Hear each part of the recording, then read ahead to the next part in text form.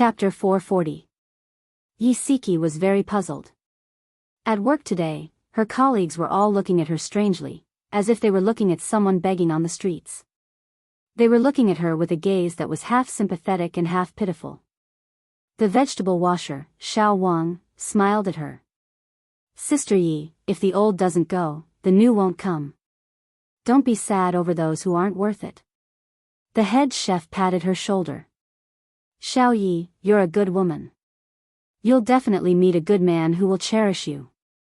The female chef, Xiao Nan, who was closest to her, hugged her arm and whispered, "Sister Siki, don't be sad. That man can't see the good in you. It's his loss to leave you. You'll definitely meet a better man." Yisiki was confused. She looked at them in confusion. "What are you all talking about?" She had never told anyone about her family situation. Why did they all look like they knew so much about it? Xiao Wang held the iPad in front of her and quickly opened a web page. "Sister Yi, look. Your situation is all over the internet." Yisiki was shocked. She quickly snatched the iPad from his hands and carefully browsed through the post about her and Lin Shihao's marriage. The post described Lin Shihao in a very bad light. It said that Lin Shihao had cheated on his marriage in order to climb up the social ladder and had hooked up with the director's daughter. It also said that Lin Shihao was heartless and abandoned his wife. It even said that Lin Shihao took advantage of work to maintain an improper relationship with a female patient. What kind of nonsense was this? Yisiki was angry and anxious. Her face was very ugly, and her fingers were trembling. Her colleagues thought that the post had poked at her sore spot and made her sad. They all came forward to comfort her.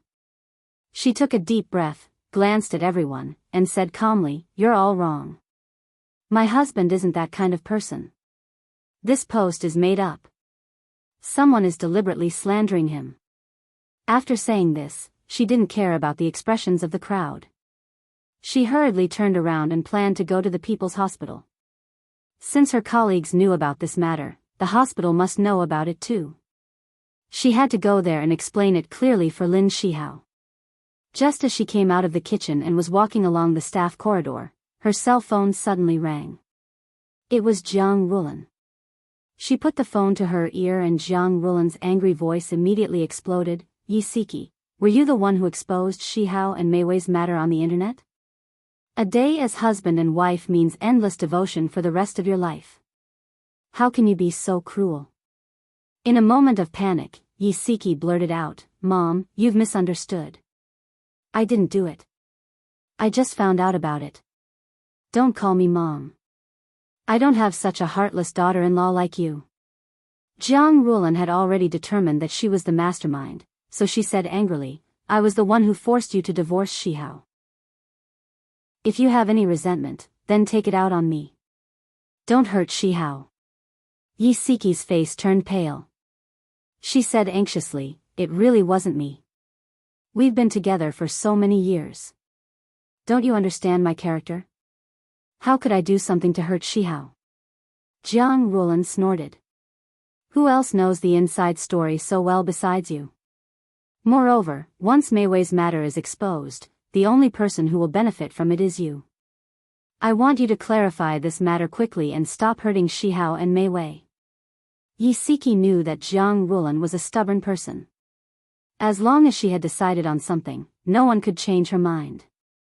She gritted her teeth and said in a low voice, "Madam Jiang, I'll say it one last time. I really didn't do it. Instead of biting me and not letting go, why don't you hurry up and find the real mastermind? You, hello. I'm so angry. How dare you hang up on me?" Jiang Rulan was so angry that her whole body was trembling. Bai Meiwei appeared by her side at the right time and comforted her. "Auntie Jiang, maybe we've really wronged Sister Siki." Jiang Rulan said angrily, "Other than her, I can't think of anyone else." On the other side, Yisiki felt extremely wronged. She bit her lip hard and quickly walked out of the hotel. Suddenly, a hand grabbed her wrist from behind. She didn't look back. She lowered her head and suppressed her anger in her voice. "Let go. No matter who it was, she only wanted to give them these 2 words. Xiao Tianqing's voice came from behind her. Why are you in such a hurry to leave? Where do you want to go? Yi Siki's body stiffened. She didn't expect him to appear. I have something to do. I'm going out. Her vision blurred and Xiao Tianqing appeared in front of her. There was a faint smile on his handsome face. What are you going out for? Yi Siki pursed her lips. Something bad happened and I need to deal with it. I'm taking a leave of absence today. Please approve it, President. Xiao Tianqing's smile froze. His dark eyes stared straight at her. Is it because of that post that you're worried that your husband will be misunderstood, so you're rushing to the hospital to clarify things for him? Yi Siki was slightly stunned. Then, she understood. Now that this matter had caused a stir, it wasn't strange for him to know about it. She answered honestly, yes, I need to go to the hospital. Are you an idiot? Xiao Tianqing's expression suddenly became fierce. He raised his hand and knocked her head. He said fiercely, Lin Shihao's mother has already determined that you're the mastermind. If you rush to the hospital to clarify things now, you might be used by someone with ulterior motives and cause more misunderstandings. They might think that this is a case of revenge by an abandoned wife. Yi Siki looked at him seriously. Even if people misunderstand, I don't care. I can't just watch him get into trouble. Xiao Tianqing's eyes narrowed. He clenched his fists tightly. After a while, the corners of his lips turned up. He sneered. Looks like you really love him. Even if he hurt you so deeply, you still can't forget him. Actually, I've never forgotten him. These words were on the tip of Yi Siki's tongue, but she swallowed them in the end. She said, Tianqing, thank you for reminding me. However, I still have to go and find him. She didn't know what situation Lin Shihao was in right now. She was very nervous and uneasy. She could only feel at ease after confirming that he was fine. Lin Shihao's reputation had plummeted. In the past, patients would line up a few days in advance just to see him. Now, his office was deserted. He had been labeled as someone who took advantage of female patients. How could anyone still be willing to see him? No matter where he went, he would receive strange looks from everyone. There were also people who pointed at him, whispered, and questioned his character. The matter was getting out of hand. Bai Jiao couldn't protect Lin Shihao anymore. As the director, he had to answer to the hospital's board of directors. The chairman, Qing Wentao, was in his 60s. He used to be the secretary of the county party committee. He was an upright person who handled matters strictly. He had always paid attention to improving the hospital's work style. Therefore, after Lin Shihao's matter was exposed, he took it very seriously and planned to use this opportunity to rectify the hospital's work style. When Yi Siki rushed to the hospital, the board of directors was in the middle of a meeting to discuss Lin Shihao's matter. As the parties involved, Lin Shihao and Bai Meiwei were also called to the meeting. The board of directors was made up of 9 directors, and Bai Jiao was one of them. Including Lin Shihao and Bai Meiwei, there were a total of 11 people present. Qing Wentao sat at the head of the table with a serious expression. His sharp gaze fell on Lin Shihao as he said in a deep voice, Dr. Lin, someone exposed online that you had an extramarital affair with Dr. Bai and sexually harassed female patients. What's your explanation for this? Lin Shihao was expressionless as he said slowly, what happened between Dr. Bai and me is a private matter. There's no need to explain it to the board of directors. As for the accusation of sexual harassment, it's purely slander. I've never done anything that goes against professional ethics. Qing Wentao's face sank. The matter between you and Dr. Bai has gone beyond the scope of a private matter. Due to your special status, this kind of scandal has caused a huge negative impact on our hospital's reputation.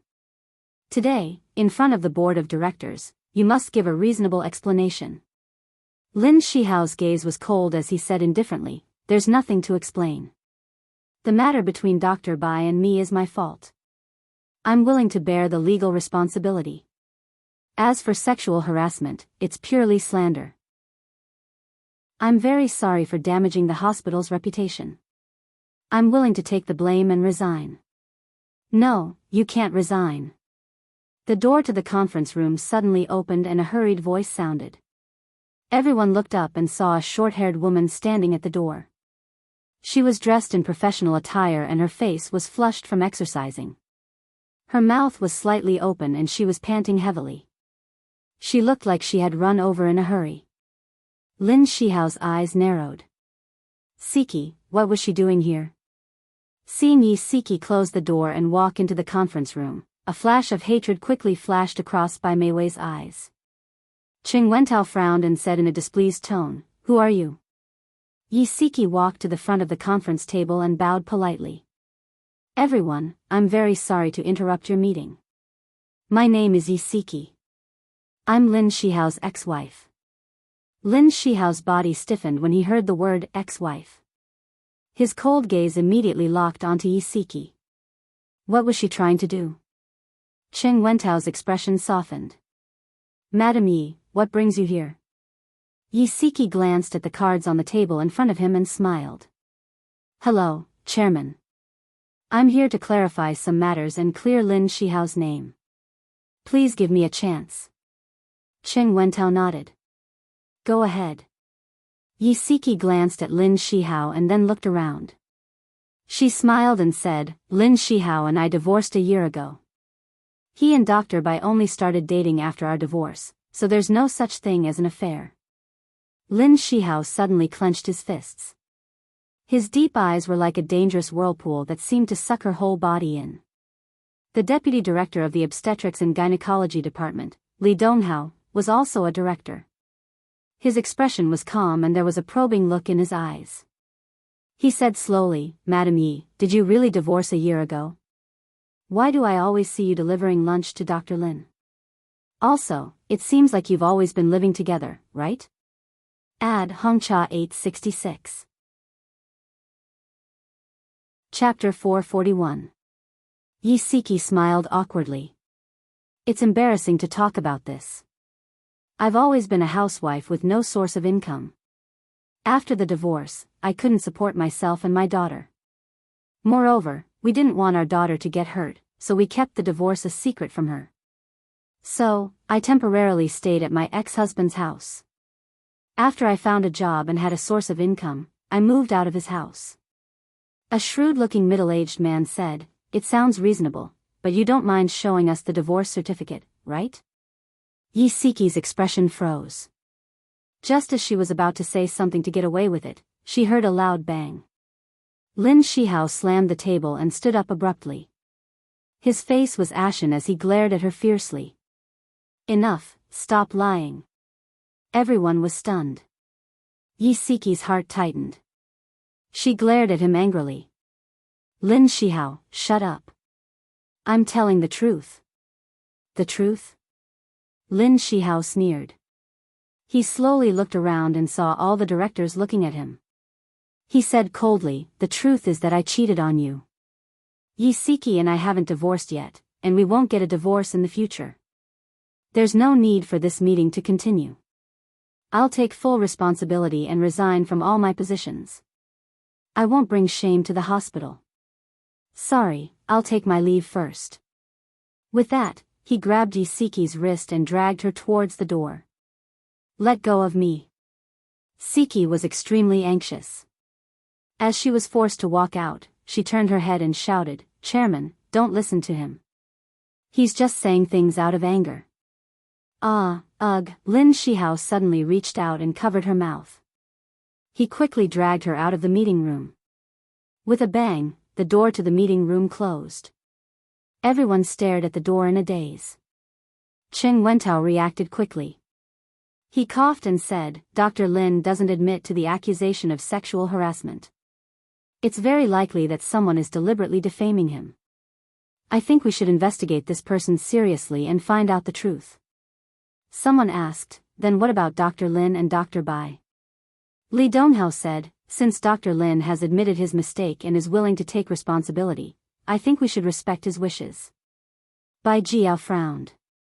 He wanted to say a few words for Lin Shihao, but when he thought that his daughter was also involved in this matter, he couldn't say anything, so he dismissed the idea. The vice president said, "Dr. Lin is the backbone of our hospital. If she is fired because of this, it seems a little too much." I agree with the chairman's opinion. Let's find out the truth first before we punish Dr. Lin.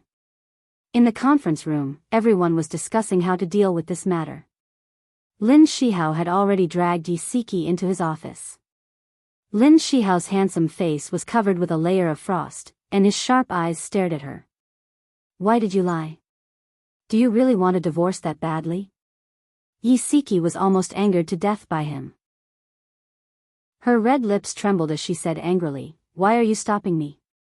He was clearly about to succeed. "I just don't want you to be fired." "Is that wrong?" He held her shoulders forcefully and shouted at her, "You stupid woman, when will you understand that power, money, and reputation are not important? The only thing that matters is you. I just don't want to lose you." She rarely saw him roar so loudly without caring about his image. The veins on his forehead were throbbing, indicating that he was extremely furious. However, she did not feel afraid. The anger in her heart had miraculously disappeared, leaving only warmth in her heart. She stared into his eyes and asked seriously, "Shihao, do you know what you're doing?" "Of course I know. Those empty things can't be compared to you at all." His expression was solemn, as if he was making an oath. He said slowly, "Siki, if I'm sentenced, will you wait for me?" She felt a lump in her throat and answered solemnly, "I will." He pulled her into his arms and hugged her tightly. "Your words are enough. Honey, don't try to push me away anymore. Let's face it together." She was silent for a moment. "Okay." He was extremely emotional and hugged her even tighter.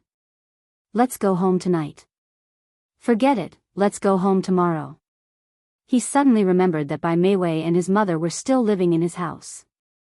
She said softly, "Shihao, although I'm willing to wait for you and face it with you, I don't want to go home for the time being." That house was no longer their home. There was another woman living there, and that woman was pregnant with his child. She really didn't want to face that. His body stiffened. After a moment of silence, he said, "Okay, we won't go home." As long as she didn't insist on a divorce, it was fine. After a while, Yi Siki said, "Shihao, I suspect that someone is deliberately trying to harm you behind your back. Did you offend someone?" Lin Shihao's deep eyes moved slightly. "I've seen those photos. They were basically taken in the hospital. I suspect that the person who posted the post is hiding in our hospital. I plan to get someone to help check his IP address." Yi Siki's mind worked quickly. She suddenly thought of something and smiled. "I know a computer expert. Leave this to me." He looked at her suspiciously. "Who is it?" She beamed. "Xiao Bao. Although he's young, I heard from Xia that he's a computer expert." Although he was a little skeptical of Xiao Bao's ability, he didn't want to dampen his wife's enthusiasm. He smiled. "Okay, I'll leave this to my wife." Lin Shihao's incident caused an uproar and even appeared in the newspapers. Xia Dong had always paid attention to current affairs, so naturally, she didn't miss this piece of news. When she was having breakfast with Bailey Han, she was a little absent-minded. She wondered if she should call Siki and ask about the situation. Bailey Han saw that his wife was in a daze. She was poking at the ham with a fork. The corners of his lips curled up. He brought her plate in front of him. As he helped her cut the ham, he asked, "Honey, what are you thinking about?" "The ham is about to be poked into a sieve by you." Xia Dong suddenly came back to her senses. She looked down at the plate.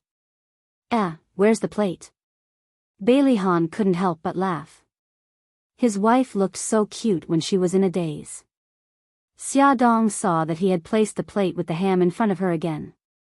She blushed and snorted awkwardly. "Who told you to steal my plate?" "Okay, it's my fault. I'll definitely report it to you in the future." Bailey Han laughed happily. Xia Dong raised her eyebrows and smiled. She drank a mouthful of milk and said, "Hubby, did you read today's newspaper?" Bailey Han grunted. "Are you going to talk about Lin Shihao?" He had already guessed that her absent-mindedness during breakfast had something to do with Lin Shihao's report. Xia Dong nodded and said gloomily, "Yeah, Lin Shihao definitely wouldn't sexually harass a female patient. Also, his relationship with Bai Meiwei isn't as bad as the article said.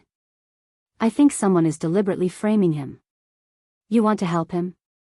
He pulled out a tissue and wiped the milk foam from the corner of her lips. "Yeah. Although he hurt Siki and made me angry, he's still my friend. I can't just stand by and watch him get framed. Let's help him and also help Siki, okay, hubby?" She grinned and smiled sweetly. She looked so obsequious. Bailey Han couldn't help but laugh. He stared at her with a burning gaze. "Okay, I can help him. But how are you going to thank me?" Xia Dong thought of something and blushed. She whispered in his ear, "At most, I'll agree to wear that." His lips curled into a devilish smile. "What?" She was annoyed and embarrassed. She pinched his waist. "You know what I'm talking about. Are you pretending not to understand?" He chuckled softly and quickly kissed her cheek. He lowered his voice and said, "Okay, deal. Wifey, I'm looking forward to your sexy lingerie." He deliberately said those words word by word in her ear. His warm breath blew on her skin. She couldn't help but tremble slightly. She actually felt a little thirsty. She quickly pushed him away. Her cheeks were burning as she whispered, "Be careful of your image." Although there were only the two of them in the dining room, their family could appear at any time. That afternoon, Yi Siki called. Just as she was about to ask Xiao Bao for help, Xia Dong interrupted her. "Yezi, I don't need you to tell me. I've already asked Ahan to help me track down the person who posted the article." Yi Siki was very grateful. "Then I'm really grateful to your husband. When this matter is settled, I'll treat you to a meal." Xia Dong teased, "You don't have to thank my husband. Just thank me because I've already promised to give him a thank you gift. He's so petty now. As long as I ask him for help, he'll definitely ask me for something in return." Yi Siki couldn't help but laugh. "No way. Let me guess. Don't tell me he wants you to repay him with your body." Xia Dong was a little embarrassed. She deliberately laughed mischievously. "Since you know so much, it seems like your old Lin has also blackmailed you before. I was just guessing." "It was really just a guess. Hey. I can already tell that someone is feeling guilty. Hurry up and admit it." Yi Siki's cheeks were burning hot. She lowered her voice and said, "Stop fooling around. He's here." Lin Shihao was sitting right beside her. He could hear their conversation. Xia Dong was stunned at first. Then she burst into laughter. She deliberately raised her voice and said, "Ask old Lin to sit further away. We good sisters still have some private things to talk about." Lin Shihao obviously heard what Xia Dong said over the phone. His handsome face looked a little awkward. He stood up and said, "Honey, I'll go buy some drinks." He didn't deliberately lower his voice. Xia Dong naturally heard it too. She sighed over the phone. "Your old Lin is really a good person. How are you guys doing now?" Yi Siki heard Lin Shihao close the door. She smiled and said, "Didn't I move out of my house? In the end, he also moved to the apartment above my apartment. Now he's freeloading at my house every day. He's just like a child. He won't leave. Tell me, why didn't I realize that he was such a rascal before?" Welfare, Hongcha 866. Chapter 442. Xia Dong imagined Lin Shihao acting shamelessly and couldn't help but laugh out loud. After laughing, she said seriously, "Yezi, old Lin did this because he loves you. You should try to start over. Don't be in a hurry to get a divorce." "Yeah, I know. I already told him that I won't get a divorce, but I don't want to go back for the time being. Yi Siki sighed. Bai Meiwei's fighting spirit is really strong. She actually moved into my house in order to cultivate her relationship with old Lin. Sometimes I really wonder if such a scheming woman would get drunk and have sex with someone else. Also, when I called old Lin that night, she said that old Lin was drunk and unconscious, but her voice sounded very sober. If old Lin was really unconscious, how could he have forced himself on her? Xia Dong frowned. I also suspect that she seduced old Lin on purpose and then pushed all the blame onto him. It's a pity that only the two of them know what happened that night. That might not be the case. Xia Dong suddenly thought of something and her eyes lit up. Do you still remember which hotel they were at for the seminar that night? Most hotels have surveillance cameras. Let's check the hotel surveillance footage. Maybe we can find some clues. Yi Siki's heart raced when she heard what she said. If they could really prove that Bai Meiwei seduced old Lin on purpose, then old Lin's rape charge could not be established. She said hurriedly, I still remember that it was at the Hanting Hotel. At the time, Bai Meiwei said that she and old Lin were drunk and hired a designated driver to send them home. Then, they actually stayed at the hotel for the night. Xia Dong felt more and more that Lin Shihao might have fallen into Bai Meiwei's trap. She snorted and said, this Bai Meiwei has been lying from the beginning. You were right to suspect her. Yezi, don't worry. I will definitely find a way to find out the truth. Xia, I really don't know how to thank you. We're good sisters.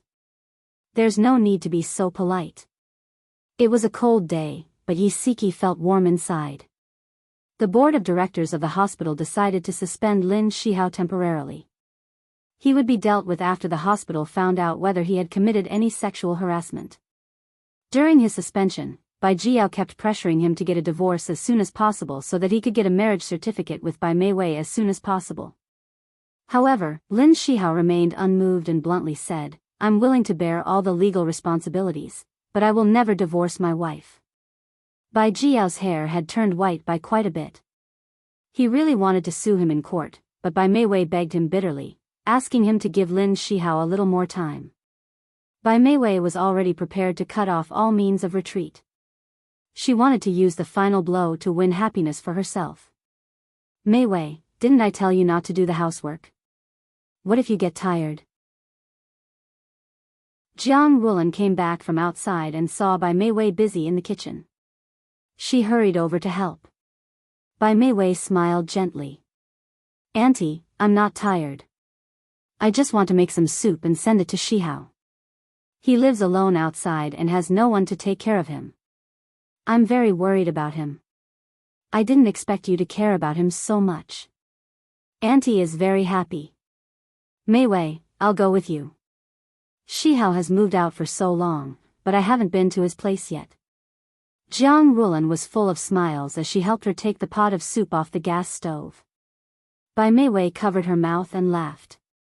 Even if you didn't say it, I would still invite you to go with me. Jiang Rulan drove while Bai Meiwei sat in the front passenger seat. In addition to making ginseng chicken soup, they also bought some nutritional products and fruits for Lin Shihao. The car stopped in the neighborhood.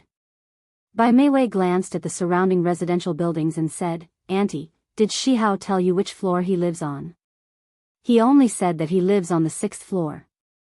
I don't know which room. When Jiang Rulan asked Lin Shihao refused to tell her the room number. It was probably to prevent them from looking for trouble again. Bai Meiwei smiled and said, It's okay. After we go upstairs, we can knock on the door and ask. She opened the back door and planned to take out the things in the back seat. Jiang Rulan hurriedly said, Meiwei, don't move. I'll do it. Be careful not to tire the child. Auntie, it's okay. These bags are very light.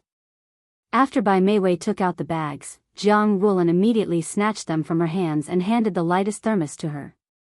The two of them had just walked to the elevator when Bai Meiwei suddenly stopped. Oh, I left my phone in the car.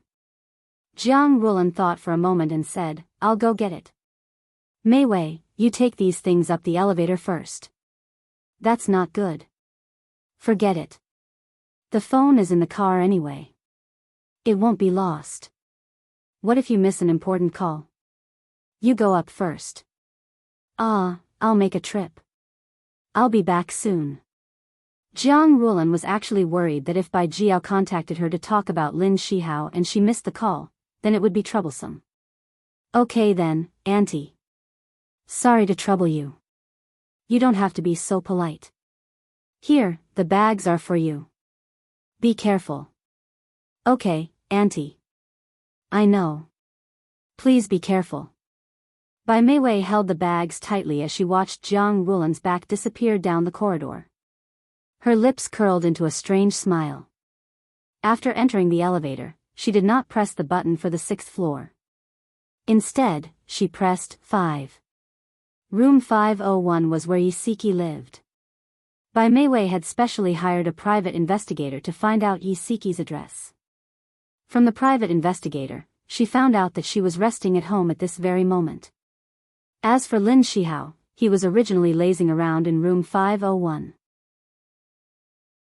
However, Bai Jiao had called him half an hour ago and said that he had something to talk to him about, so he was summoned away. So, Yisiki and her daughter were the only ones left in the house. Yisiki heard the doorbell ring. She frowned when she saw Bai Meiwei through the peephole. She didn't know why she was here. After hesitating for a moment, she still opened the door. Miss Bai, why are you here? Is something the matter? Bai Meiwei sized her up quietly. She was wearing a red woolen dress. Her figure was slim and her face was rosy. She looked like a happy woman who was nourished by love. It was impossible to imagine that she was an abandoned woman who was pitied by everyone on the internet. Bai Meiwei smiled and said, Auntie and I came to visit Shihao and realized that he wasn't home. I guessed that he might be at your house, so I took the liberty to ask. Yisiki's voice was slightly cold. How did you know that Shihao lives above my house? Bai Meiwei stroked the long hair by her ear and smiled sweetly. It was Shihao who told me. He also said that he treats you as a cook and goes to your house to eat every day. It's convenient and convenient. Thank you very much for taking care of him during this period, Miss Yi. Yisiki's mouth twitched. Cook. If she didn't trust Shihao, she would have been deceived by Bai Meiwei's words. She laughed coldly. Miss Bai, did you come here today to sow discord between my husband and me? Bai Meiwei widened her eyes in shock and looked at her in disbelief. Miss Yi, why would you come up with such a ridiculous idea? I'm just speaking the truth.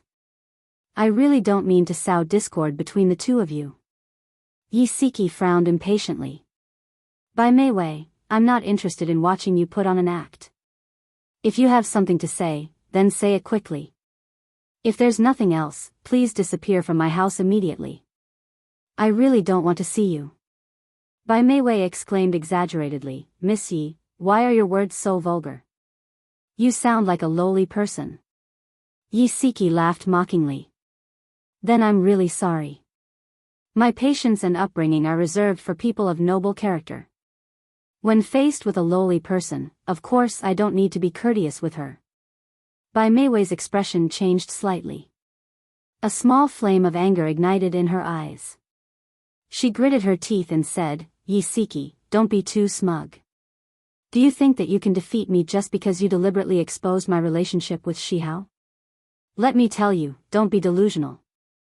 Yisiki couldn't be bothered to argue with her. She shook her head and looked at her with pity. Bai Meiwei, I really think that you should check your brain. You're the one who's scheming and harboring evil intentions.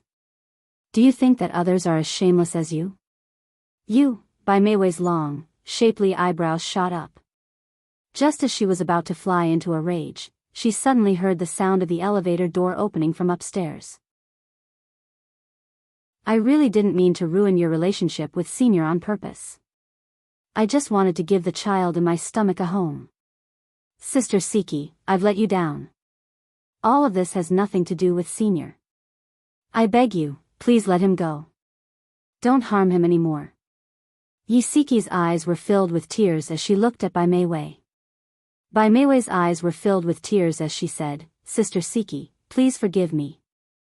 I didn't mean to ruin your relationship with Senior. Don't let him go. Bai Meiwei, are you crazy?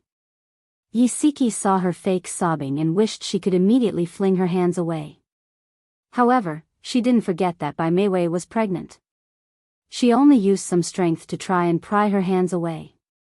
I'm not crazy, Sister Siki. I know that you were the one who posted those slanderous comments about Senior online. I beg you, if there's anything, just come at me. Don't hurt Senior anymore. Bai Meiwei's grip tightened and Yisiki was extremely frustrated. Her tone also became irritable. Bai Meiwei, let go of me. I've already said that I didn't do those things. Don't pester me anymore. Sister Siki, I won't pester you anymore. Ah. Bai Meiwei suddenly let go of Yisiki's hands and let out a shrill scream. Her body staggered and fell down the stairs. Thump, thump, thump. Like a rolling snowball, Bai Meiwei rolled down the stairs while screaming. Yisiki was immediately stunned. Before she could react, a panic-stricken figure had already rushed down the stairs and shouted anxiously, Meiwei, are you okay? It was Jiang Rulan. She ran down the stairs in a panic and shouted angrily at Yisiki, who was stunned on the spot, Yisiki, I didn't expect you to be so heartless as to hurt Meiwei. Add Songshu 566. Chapter 443. Yisiki snapped out of her daze and shouted, I didn't. She fell on her own. Bai Meiwei lay in the corridor, her body curled up. Her face was pale and full of pain. She hugged her stomach tightly and said in agony, It hurts, my stomach hurts. Save my child. Jiang Rulan was furious. I won't argue with you for now. Saving a life is more important. What are you still standing here for? Hurry up and call an ambulance. Yisiki held her breath. She finally understood that she had been tricked by Bai Meiwei. She really wanted to slam the door and leave them there, but if she did that, she would be accused of harming Bai Meiwei. She wasn't that stupid. She took a deep breath and calmed herself down. She ran into the room and immediately called the ambulance. After Jiang Rulan yelled at Yisiki, she immediately rushed to Bai Meiwei's side and comforted her anxiously. Meiwei, it's okay. You and the child will be fine. Don't worry, the ambulance will be here soon. Bai Meiwei was in so much pain that tears welled up in her eyes. She covered her stomach with one hand and grabbed Jiang Rulan's wrist with the other. Auntie, it's too late. The ambulance will take at least 20 minutes to get here. I beg you, take me to the hospital. I must save the child. Okay. I'll take you to the hospital right away. Jiang Rulan was so anxious that her hands were trembling. She wanted to help Bai Meiwei up from the ground, but her physical strength was limited. If she were to accidentally trip Bai Meiwei down the stairs, wouldn't that make things worse? Thinking of this, she looked up and shouted at Yisiki's door, Yisiki, hurry up and come out. Yisiki had just hung up the ambulance when she heard Jiang Rulan's shout. She immediately rushed out of the room. Jiang Rulan ordered her without hesitation, hurry up and come down. Help me take Meiwei to the hospital. I've already called an ambulance. The ambulance is too slow. Do you want to kill the child in Meiwei's stomach? Yisiki felt helpless. Saving a life was like putting out a fire. She didn't have time to change her clothes and shoes, nor did she have time to take out her phone and wallet.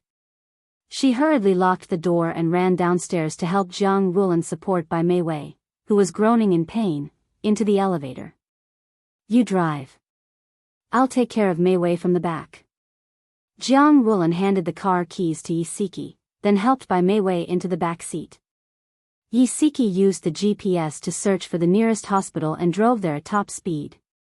Bai Meiwei leaned into Jiang Rulan's arms, beads of sweat rolling down her forehead. Her pale face was contorted in pain, and she kept saying, "It hurts." Jiang Rulan's heart ached terribly. She kept comforting her and wiping away her sweat. Then, she anxiously shouted at Yisiki, "Drive faster." Yisiki saw Jiang Wulan's anxious expression through the rearview mirror. She bit her lip and tried her best to suppress the complicated emotions in her heart. The car stopped at the entrance of the hospital, and the medical staff immediately carried Bai Meiwei into the emergency room on a stretcher. A female obstetrician and a nurse wanted to give her emergency treatment, but Bai Meiwei stopped them and said with a sad face, "Doctor, there's no need to save me. My child is gone." The female doctor's surname was Zheng. She said patiently, "Madam, this is just your guess. Let me examine you first." "No, there's no need.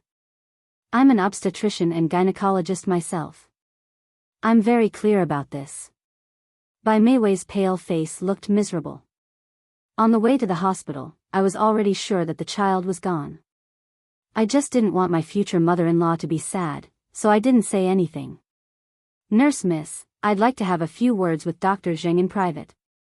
Can you please leave for a moment?" The nurse turned to look at Dr. Zheng, who nodded.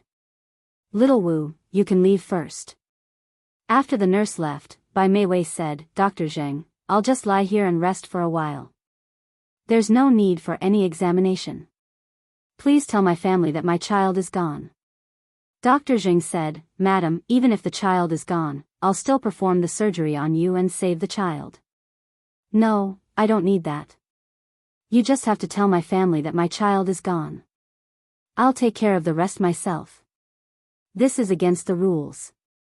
If anything happens to you, I'll have to bear the responsibility. Dr. Zheng, please help me with this. I'll be very grateful." Bai Meiwei was already prepared. She took out a check from her pocket and extended it to the doctor. In the hospital, it was not uncommon to secretly receive red packets from patients. This Dr. Zheng had also received red packets from many people. When she saw the 5-digit sum on the check, she was suddenly tempted. She thought for a moment and said, "Are you sure your body is fine?" Bai Meiwei saw the hesitation in her eyes and smiled. "You just have to pass the message. I'll take care of the rest." 10 minutes later, Dr. Zheng walked out of the emergency room. Jiang Wulan immediately went up to him and asked nervously, "Doctor, is the child safe?" Dr. Zheng shook his head. "I'm very sorry. The child is gone. The patient has just undergone surgery and is very weak. When you go in, be quiet. Don't disturb her." Jiang Wulan staggered back and said in a daze, "The child is gone. My grandson is gone." Yisiki's feelings were very complicated. She should be happy that the child in Bai Meiwei's stomach was gone, but she was not happy at all because she knew that Bai Meiwei had sacrificed her own child in order to frame her. She felt sad for the child and indignant at Bai Meiwei's actions. Jiang Wulan was very sad. She had great expectations for this grandson of hers, but in the end, he was gone. She found it hard to accept this reality. Yisiki could not bear to see her sad appearance. She walked forward and wanted to comfort her, but just as she approached, she suddenly reached out and slapped Yisiki hard on the face. She said angrily, "It's all your fault. It's all your fault. It's not enough that you harmed my son, but now you want to harm my grandson. Yisiki, how can you be so vicious?" Her slap was so hard that Yisiki's head was tilted to the side. There were obvious fingerprints on her fair cheeks. She stared in disbelief at the woman she had called mother for 8 years. Her eyes were filled with pain. I really didn't do it. We've been together for 8 years, but you don't believe me at all." Jiang Wulan was furious. She pointed at Yisiki's nose and said angrily, "I believe my eyes and ears. I saw you push Meiwei down the stairs and caused her to lose her child." Yisiki's chest rose and fell rapidly. She knew that it was useless for her to say anything now.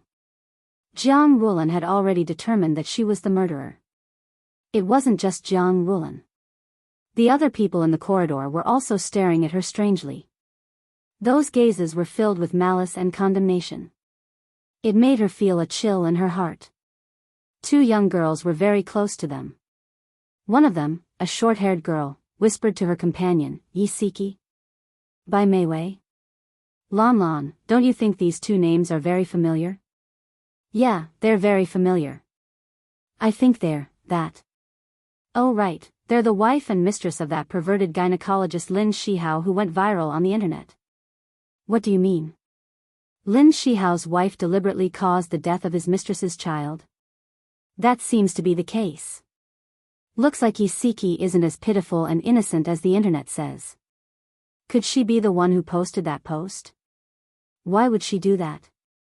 The two girls were chatting animatedly when a pregnant mother-to-be beside them interrupted. Of course it's to gain everyone's sympathy. This is an abandoned wife's revenge on a mistress and a scumbag. Wow, that's so exciting. Isiki, well done. I support you. Shoo, don't shout so loudly. Although Isiki couldn't hear what they were saying, she could tell from their eyes that they were discussing her. She then looked at the furious Jiang Rulan and clenched her fists. Calmly, she said word by word, Madam Jiang, I'll say it for the last time. I've never done anything to hurt Shihao and Bai Meiwei. Bai Meiwei rolled down the stairs on her own. After saying this, she turned around arrogantly. Her back was very straight, and she ignored the curious gazes of the people around her. She walked away arrogantly, maintaining her dignity, and left this place that made her feel so humiliated. Soon, the scene at the hospital was exposed online. Some busybodies claimed that the mastermind was Isiki. In order to get revenge, she framed her own husband for sexual harassment and even pushed Bai Meiwei down the stairs, causing her to lose her child. At the beginning, many people had condemned Bai Meiwei for being despicable and breaking up a family. But now, the direction of the criticism had changed. The target of condemnation was Isiki. Everyone said that she was too vicious and would do anything to get revenge. The few voices that supported Isiki were also suppressed by the condemnation of her. When Lin Shihao heard this news, he immediately rushed to Siki's house. Siki opened the door and looked at his handsome face. She said calmly, I didn't push her down the stairs. Do you believe me? I believe you. His gaze was deep. It was a simple word, but it made her sniffle. She threw herself into his arms and said in a low voice, she came to make trouble for me and deliberately rolled down the stairs in front of your mother. Although I don't understand why she would use the child as the price to frame me when the child is so important to her, I'm not lying. She really rolled down the stairs on her own. He hugged her tightly and said gently, I believe you. Lin Shihao trusted her completely, but Jiang Rulan and the Bai family were unwilling to believe her. They blamed Isiki for the loss of Bai Meiwei's child, especially the Bai family. They felt that their daughter had lost her only child and might not be able to have children in the future. Lin Shihao had to take responsibility. They gave Lin Shihao a deadline of 1 day. If Lin Shihao didn't marry Bai Meiwei tomorrow, they were determined to take it to court. Come and see, Xinwu 799.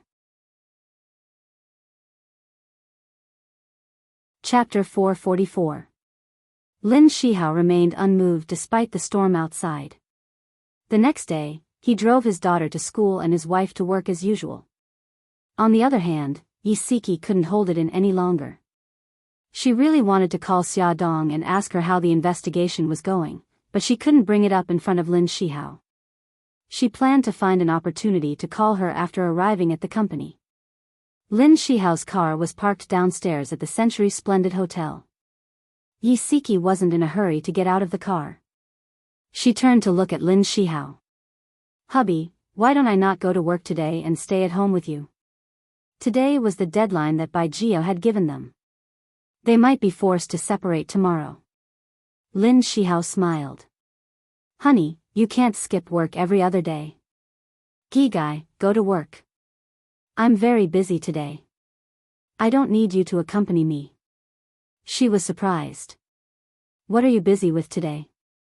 I have to buy groceries, cook, clean, and pick up my wife and child. Don't you think I'm very busy? He looked serious, but there was a smile in his eyes. Her heart ached. He used to be a workaholic, but now he was a house husband. Could he accept such a difference? She forced a smile. Yes, you're really busy. can I order some dishes? He smiled. Of course. I'm a chef. I can satisfy you with anything you want. I want scrambled eggs with tomatoes. That was his best dish. Okay. He chuckled, leaned over and kissed her on the cheek. Hurry to work. I'll pick you up in the afternoon. She kissed him back, then got out of the car. She smiled and waved as she watched him drive away.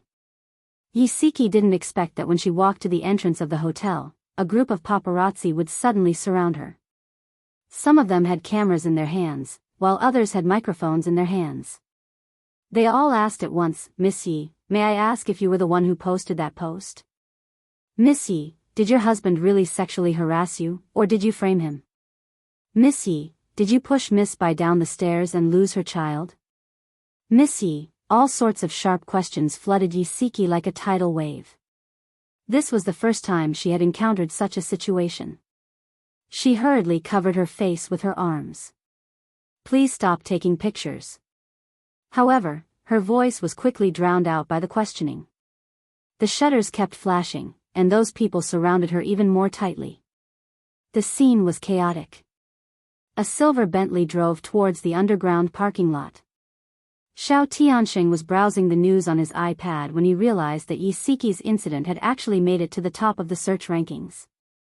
He couldn't help but frown.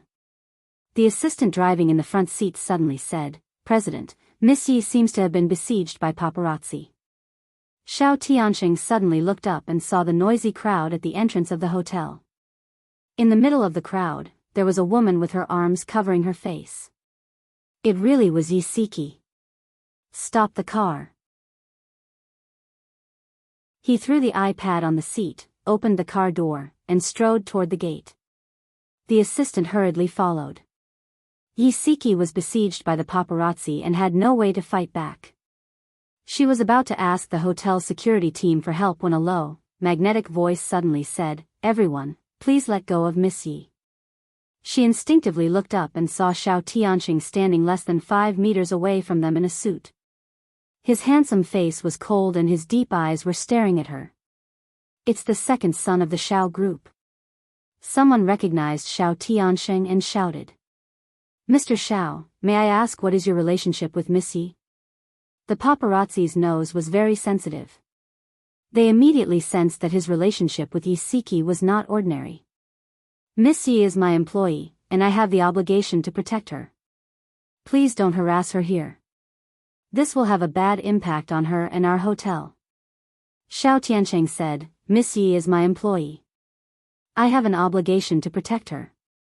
Please don't harass her here. The paparazzi looked at each other. Xiao Tianxing raised his wrist and looked at his watch. His cold gaze fell on Yisiki. He said calmly, Miss Yi, there are only 10 minutes left before you have to go to work. Do you want to be late? No, I don't. Thank you, President. Please make way. Yisiki was reminded by him and immediately reacted. She forced her way out of the crowd. Fortunately, the paparazzi did not make things difficult for her because of Xiao Tianxing's presence. Xiao Tianxing glanced at Yisiki's back as she ran away. He put his hands in his trouser pockets and glanced at the people present. He smiled slightly. Thank you for giving me some face.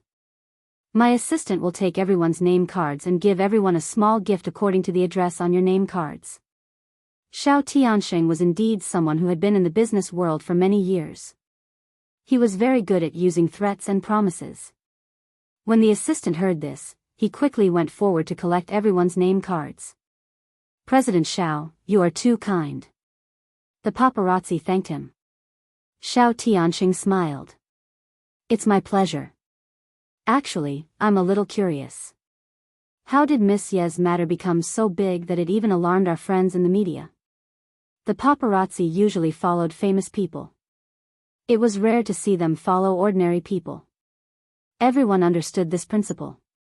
One of the reporters smiled and said, I received this task from the leader. I heard that someone deliberately leaked the information. Even Miss Ye's company and home address were revealed by that person. Xiao Tianxing raised his eyebrows and smiled. I see. Do any of you know the identity of the person who leaked the information? Everyone shook their heads. However, Xiao Tianxing already had a suspect in his mind. Yi Siki changed into her chef's uniform and entered the kitchen. She realized that everyone was looking at her strangely again.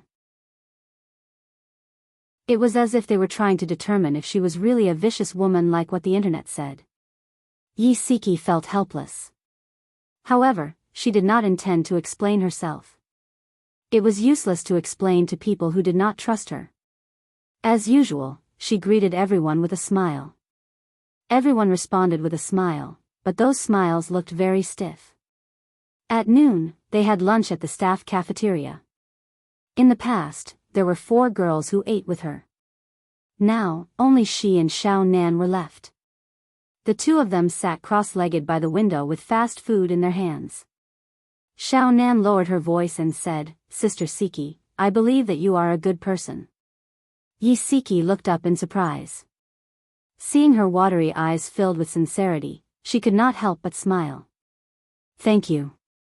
Xiao Nan grinned brightly. "Sister Siki, no matter what the people online say, don't be discouraged. You are the best woman I know." Yi Siki and Xiao Nan had not known each other for long, but she trusted her wholeheartedly. It would be a lie to say that she was not touched. Yi Siki smiled. "Xiao Nan, you are great too." "Thank you. Do you mind if I sit here?" A clear male voice came from above. Yi Siki and Xiao Nan looked up at the same time. They saw Xiao Tianxing standing by the table with a tray in his hands. There was a gentle smile on his handsome face, and he looked very elegant and handsome. Xiao Nan was almost dazzled by his smile. She stammered, "CEO." It was her first time seeing the CEO in the staff cafeteria. After she said that, her little face turned red. Xiao Tianxing smiled and nodded. His gaze fell on Yi Siki. "What's wrong? Am I not welcome?" Yi Siki did not know what he was up to, but when she saw that everyone's eyes were on them, she felt a little uncomfortable. She said politely, "CEO, you must be joking. How could we not welcome you? Please sit." The corners of Xiao Tianxing's lips curled up. He sat beside her naturally and ate elegantly. Because of his presence, Xiao Nan and Yi Siki became reserved. The 2 of them ate in silence. He wiped the corners of his mouth elegantly with a napkin and chuckled. "I saw that you were chatting happily just now. Why did you stop talking when I came?" Xiao Nan smiled awkwardly. "CEO, Sister Siki, and I were talking about girls' matters." Xiao Tianxing turned to look at Yi Siki with a gentle smile. "Is that so?" Yi Siki did not look at him. She just calmly said, Although Xiao Nan was naive, she was not stupid. Her gaze went back and forth between the 2 of them. She finally understood that the CEO's sudden appearance seemed to mean that he had something to say to Sister Siki. She quickly lowered her head and ate. After she hurriedly finished eating, she chuckled. "CEO, Sister Siki, I have something to do. I'll leave first. Take your time." "Okay, see you later." Yi Siki watched as Xiao Nan left in a hurry with her tray.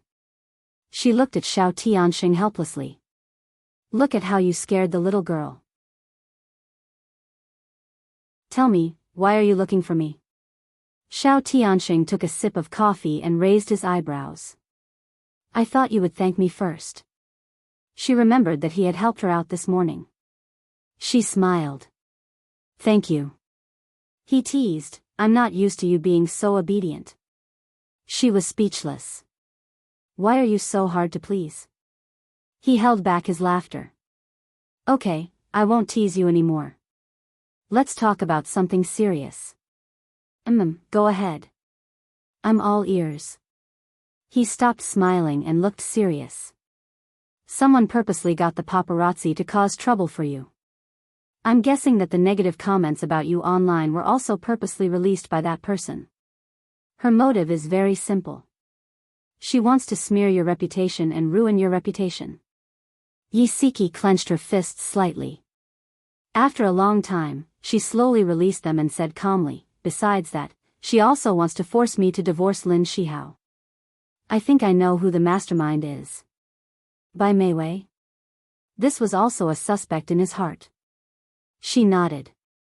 At first, I didn't understand why she was willing to use the child to frame me. But when you said that she was the one who got the paparazzi, I suddenly understood. Her motive was to frame me for everything. This way, not only would she be able to clear Shihao's name, but she would also incur the wrath of the Bai family and Jiang Rulan. From there, she would be able to force us to divorce. She's playing a very big game of chess. Xiao Tianqing's slender fingers tapped on the table. There was a slight smile in his deep eyes. Since you've already guessed it, how do you plan to retaliate? Welfare, Hongcha 866. Chapter 445. Yisiki brushed her hair behind her ear and smiled. I'm waiting. Xiao Tianqing raised his eyebrows. Waiting? Yes, I've already asked Xia to help investigate Bai Meiwei's case. I think we'll have the results soon. Xiao Tianqing was a smart person, so he understood immediately. He smiled and said, I was going to introduce you to the best lawyer, but it seems like there's no need for that now. With Ahan helping you, there's nothing you can't do. She smiled. You've helped me a lot too. I don't know how to thank you. When she was in trouble, he always helped her without hesitation, so she was very grateful. He leaned back in his seat leisurely. I'm your boss at work, but I'm your friend in life. No matter what, I should help you, so you don't have to stand on ceremony with me. If you really want to thank me, let Nyonyo acknowledge me as her godfather. Yisiki looked at his calm expression and burst out laughing. You still remember that? He raised his eyebrows. I'm serious. Are you willing to do that? She hesitated. Well, I really need to discuss this with Shihao. He clutched his heart and looked hurt. I knew you didn't really want to thank me. Yisiki couldn't stand it anymore. She shook her shoulders. You're so mushy. Xiao Tianqing's expression became more and more bitter, and his tone was similar to that of a resentful woman. You're kicking away your savior, Yisiki. I really didn't expect you to be such a vicious person. Oh my god, I can't take it anymore. Yisiki's stomach was churning. She shook off the goosebumps that had appeared all over her body. Hurry up and stop complaining. I agree. I agree. Is that not enough? Xiao Tianqing's expression quickly changed. He sat up straight and said sternly, You said it yourself. I don't care if you threaten or seduce me. You must convince Lin Shihao to acknowledge me as her godfather. Yisiki held her forehead. Okay. I got it. He was satisfied and let her go. He smiled and said, I suddenly feel so happy after chatting with you. That's because your happiness is built on my pain. Yisiki could imagine how challenging it would be to convince Lin Shihao. In the CEO's office of Sheng Corporation. After Bailey Han finished his lunch with his beloved wife, the two of them snuggled together. Just as they were about to do something intimate, Bailey Han's phone suddenly rang. He picked up the phone impatiently, but when he saw the caller ID, his impatience disappeared and his expression became serious. Bao, how's the investigation going? Young master, we found the video of Bai Meiwei and Lin Shihao from hundreds of surveillance videos. I sent it to your email. Also, we found out the identity of the person who posted it. He's Lin Shihao's colleague, Li Donghao, the deputy director of the obstetrics and gynecology department. Bailey Han smiled. Very good. Bao, go and do something else. After he hung up, Xia Dong asked in confusion, Hubby, why did you ask Bao to investigate the doctor who performed the abortion on Bai Meiwei? Bailey Han reached out and patted her head. He said gently, Honey, let me ask you. If you were pregnant and knew that you couldn't have another child after losing the child, and that the child was your only bargaining chip to marry me, would you sacrifice your child to frame someone else? Xia Dong didn't hesitate. Of course not. In her heart, the child was very important. Bailey Han ruffled her hair. It's a mother's nature to protect her child, but Bai Meiwei gave up the child that was so important to her. I can't help but suspect. You suspect that she wasn't pregnant at all? Xia Dong suddenly realized, and her eyes widened. He smiled. There's another possibility. She lost the child a long time ago, and she used a fake belly to deceive everyone. Didn't you say that Bai Meiwei's uterus was stunted, and that it was very easy for her to miscarry the child? Yes, yes. Xia Dong's blood boiled. She hugged his neck excitedly and kissed him fiercely. Hubby, you're amazing. You're definitely China's Sherlock Holmes. Bailey Han accepted her compliments without hesitation. At the same time, he accepted her passionate kiss. Furthermore, he took the initiative and kissed her lips passionately for a long time. Only when both of them were out of breath did he let go of her. He rested his chin on her neck and said in a husky and magnetic voice, "Honey, do you want to watch that video together?" She hugged his waist. Yes. He hugged her and stood up from the sofa. He sat behind his desk and let her sit on his lap. Then he turned on his computer and checked the email that Abao had sent him. In the corner of the video, there was a date. It was the day Lin Shihao and Bai Meiwei attended the conference. In the video, Bai Meiwei was holding a glass of water in her left hand and standing in a secluded spot. Her right hand felt around in her handbag a few times, and then quickly slid over the rim of the glass. It seemed like she was putting something into the glass. The scene changed. Lin Shihao was sitting on the sofa in the corner of the hall. He leaned against the back of the chair tiredly and held his forehead with one hand. He seemed to be very drunk. He took out his phone and looked like he was about to make a call. Bai Meiwei walked in front of him, bent down, and snatched the phone from his hand. The two of them exchanged a few words. Then, Bai Meiwei fed the glass of water in her hand to Lin Shihao's mouth. He drank the water until there was not a drop left. Then, Bai Meiwei helped Lin Shihao up from the sofa. The two of them had only taken a few steps when Lin Shihao's entire body was paralyzed on Bai Meiwei's shoulder. It was obvious that he had completely lost consciousness. After that, a handsome male waiter helped Bai Meiwei send Lin Shihao upstairs. After that, the video ended. Because there were no cameras in the hotel room, it was a violation of the guests' privacy. Xia Dong gritted her teeth hatefully. It's really as we guessed. Lin Shihao was set up by Bai Meiwei. There's something wrong with the glass of water in her hand. Don't be angry. With this, we can basically prove that Lin Shihao was framed. Bailey Han ruffled her hair. That waiter is also a good witness. Siki said that Bai Jiao is going to sue Lin Shihao tomorrow. Should we quickly reveal this video to Bai Jiao and dispel his thoughts? Bailey Han's deep eyes were cold and his lips curved slightly. There's no hurry. Let him sue.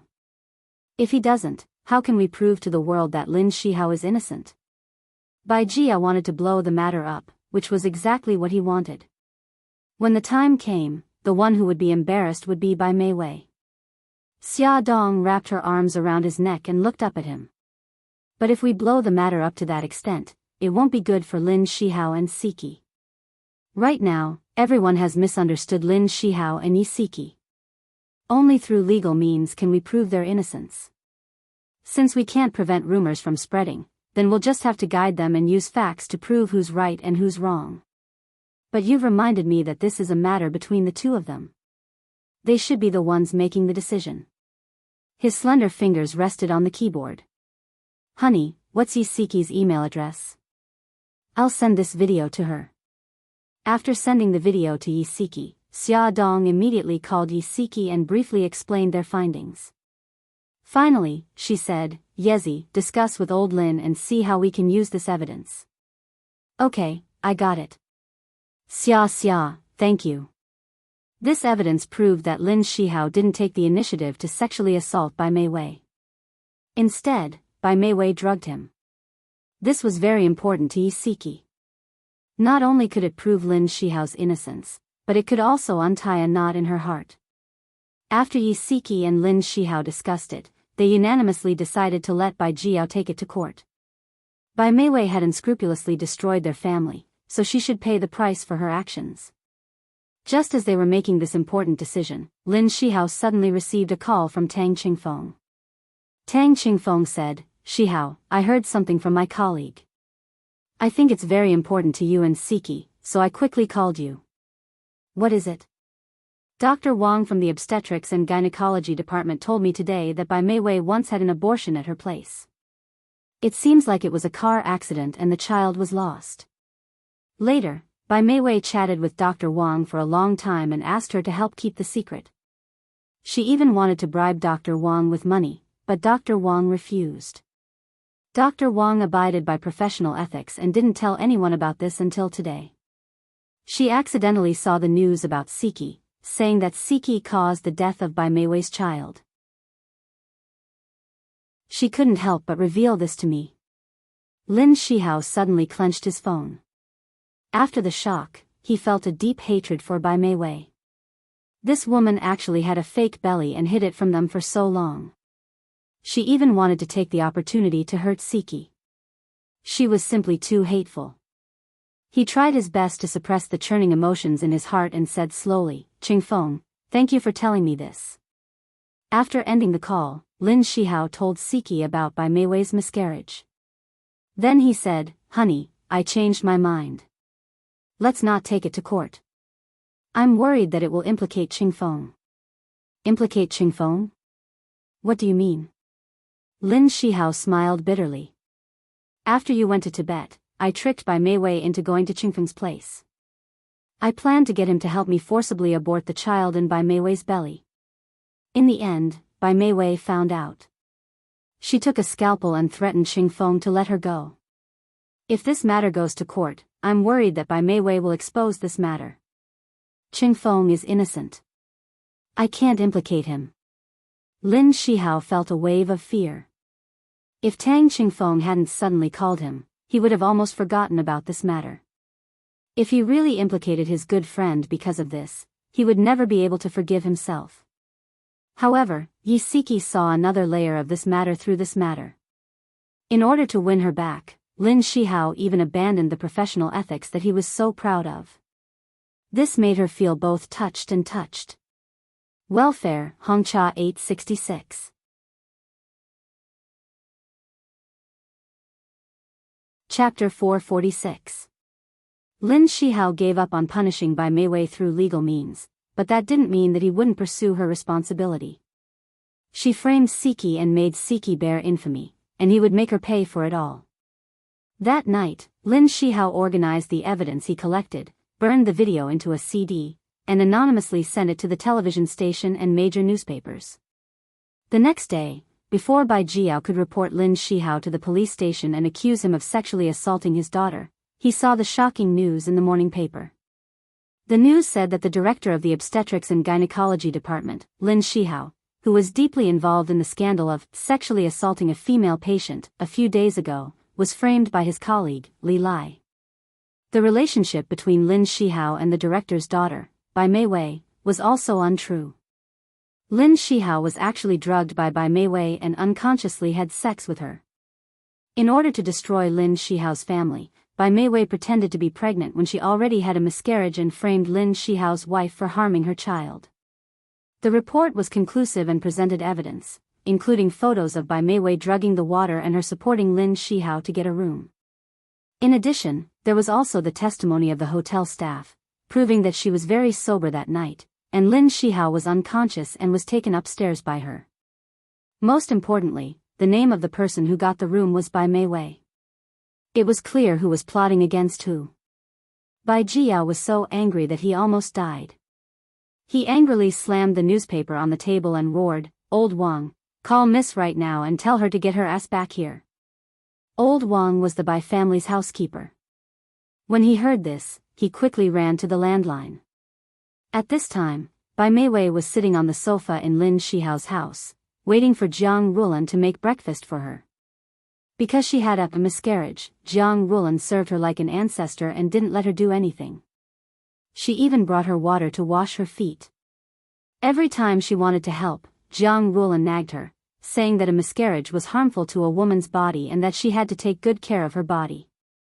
Her phone rang. She glanced at the caller ID. It was a call from home. She pressed the answer button. Old Wang's urgent voice came through. "Miss, Master wants you to come back quickly." "Uncle Wang, is my father going to the police station to report the case?" "Help me hold him back, I'll be right back." "No, Mississippi Master saw today's newspaper and called you back in a fit of rage." "I don't know the details." "No matter what, you should come back first." "Newspapers? Fly into a rage? What the hell happened?" Bai Meiwei's heart was uneasy. She hurriedly went into the house to change her clothes and took her handbag. When she walked into the living room, Jiang Rulan happened to come out with breakfast. "Meiwei, prepare a delicious breakfast." Bai Meiwei smiled. "Auntie, I'm not eating anymore. My dad just called and asked me to go back. I have to go back quickly." Jiang Rulan was shocked. "Didn't you already persuade your father not to sue Shihao? Now this is..." Bai Meiwei hurriedly said, "Auntie, don't be nervous. My dad didn't ask me to go back because of this matter. My dad is still waiting for me at home. I'll leave first. If there's anything, wait until I come back. Okay, be careful on the road."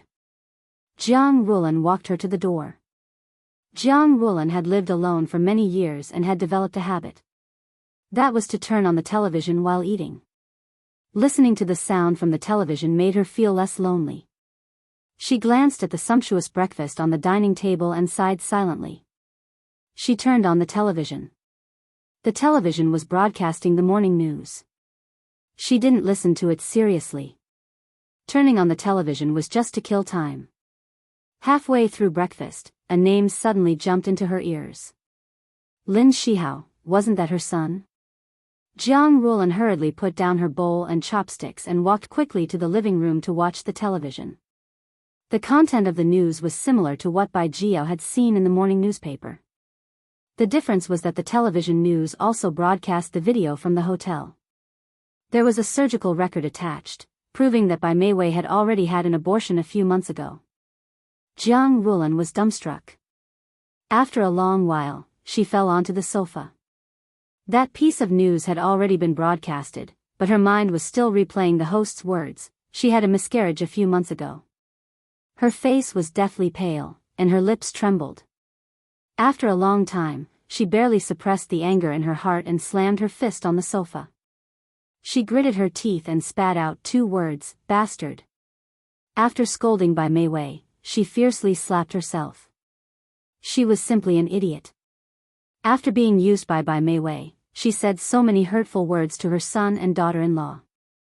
She simply didn't have the face to face them anymore. The more Jiang Rulan thought about it, the angrier she became. The more she thought about it, the more hatred she felt. She didn't even eat and angrily rushed to the guest room where Bai Meiwei was staying. She stuffed all her belongings into her suitcase, dragged the suitcase downstairs, and threw it into the trunk of her car. Then she got into the car and sped away. As soon as Bai Meiwei entered the house, Bai Jiao's furious voice exploded in the air. "Kneel." Bai Meiwei suddenly froze.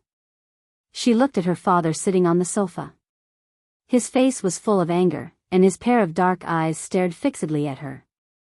The ruthlessness in his gaze made people shudder. This was the first time she had seen her father so angry. She quietly clenched her fingers. She had a bad feeling in her heart, but she wore a faint smile on her face. "Dad, what's wrong with you? Who made you angry? You're still smiling? You still have the face to smile." Bai Jiao was so angry that he was about to burst into flames. He fiercely threw a stack of newspapers at her face and roared with a red face and neck. "Look at all the good things you've done." The newspapers hit her face, causing a slight sting. She reflexively closed her eyes. The newspapers scattered on the ground. The news about her occupied an entire page. The huge photo of her drugging the cup of water exposed her completely. The fact that she had seduced Lin Shihao was exposed to the world, leaving her with nowhere to hide. Bai Meiwei's forced calmness collapsed. She took 2 steps back in despair and stared at the newspapers with tears in her eyes.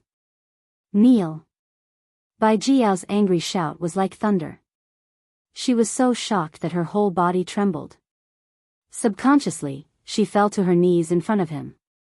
You disgraceful thing, all the books you've read all these years have been for nothing. Don't you have any sense of shame? Bai Jiao was so angry that his blood was boiling. He tightly clutched his chest and roared at his daughter who was kneeling in front of him. Housekeeper Old Wang saw that the situation was not good and hurried upstairs to inform Madame Bai. Dad, I'm sorry. I was wrong. I really know that I was wrong. Bai Meiwei cried bitterly.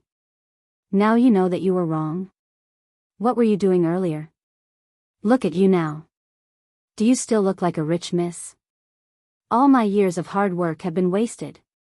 Bai Jiao only had this one daughter and he had high hopes for her. Who would have thought that the daughter he had always been proud of would do such a despicable thing? How could he not be angry? How could he not hate her? The more Bai Jiao thought about it, the angrier he became. His eyes were red and he raised his arm high to slap her face. Stop, Madame Bai hurriedly came down from upstairs. Just as she reached the staircase, she saw this scene and hurriedly stopped him. Bai Jiao's arm trembled, but in the end, it did not land on his daughter's face. He angrily pointed at his wife who had hurried over and said angrily, "This is your good daughter. Look at what she has done."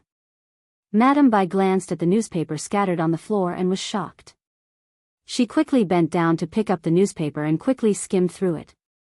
Her fingers could not help but tremble.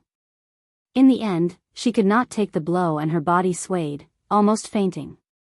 Bai Jiao hurriedly helped her sit down. Bai Meiwei cried and hugged her leg. Mom, don't be agitated. I'm sorry. It's all my fault. Madame Bai leaned on Bai Jiao's shoulder and tears poured out. She kept muttering, how could this be? What should we do? Bai Meiwei buried her head in guilt and sobbed. The Bai family was shrouded in a gloomy fog. Madame Bai and Bai Meiwei only cared about crying. After Bai Jiao's anger, he wanted to clean up the mess for his daughter. He picked up the landline and was about to call someone to help. Madam, you can't go in, a woman dragged a suitcase and angrily barged into the villa. The servants anxiously tried to stop her but were unsuccessful. The woman fiercely threw the suitcase, making a loud bang sound. The Bai family all looked up at her. Bai Jiao stared at her and saw that it was Lin Shihao's mother, Jiang Rulan. He stiffly put down the landline and said with a sullen face, Mrs. Lin, what do you mean by this? Jiang Rulan was furious. She pointed at Bai Meiwei and said angrily, Bai Jiao, ask your good daughter what she has done. Bai Meiwei trembled. Tears streamed down her face as she looked at Jiang Rulan with pleading eyes. Auntie, I'm sorry. I lied to you. I did this because I love Senior too much. Before she could finish speaking, Jiang Rulan had already rushed in front of her and slapped her hard on her fair face. She roared angrily, love him? I think you're clearly harming him. He has a happy family and an enviable job, but now, you're the one who ruined everything. This slap carried the weight of Jiang Rulan's anger and was extremely lethal. Bai Meiwei was already kneeling on the ground. After being hit like this, she directly lay on the ground. She covered her cheek and sobbed bitterly. Madame Bai threw herself to her daughter's side and stood in front of her. She said sternly, that's enough, Jiang Rulan. Don't go too far. Am I going too far, or is your good daughter going too far? It's precisely because of parents like you who can't tell right from wrong that you raised such a shameless daughter. Jiang Rulan pointed at Bai Jiao and his wife's noses and scolded them, venting all her anger on them. Bai Jiao's face alternated between red and white. His fingers clenched tightly on the sofa's armrest. He was so angry that his chest rose and fell rapidly. He wanted to refute, but he had nothing to say because Jiang Rulan's words stabbed at his sore spot. Even if Madame Bai was in the wrong, she wasn't the kind of person who would allow others to scold her. She stood up abruptly and confronted Jiang Rulan with her gaze.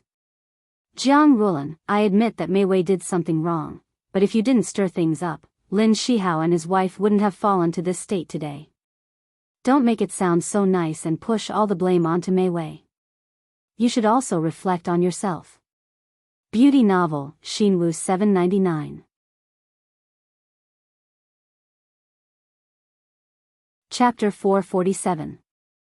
Madame Bai's words undoubtedly poked Jiang Rulan's sore spot.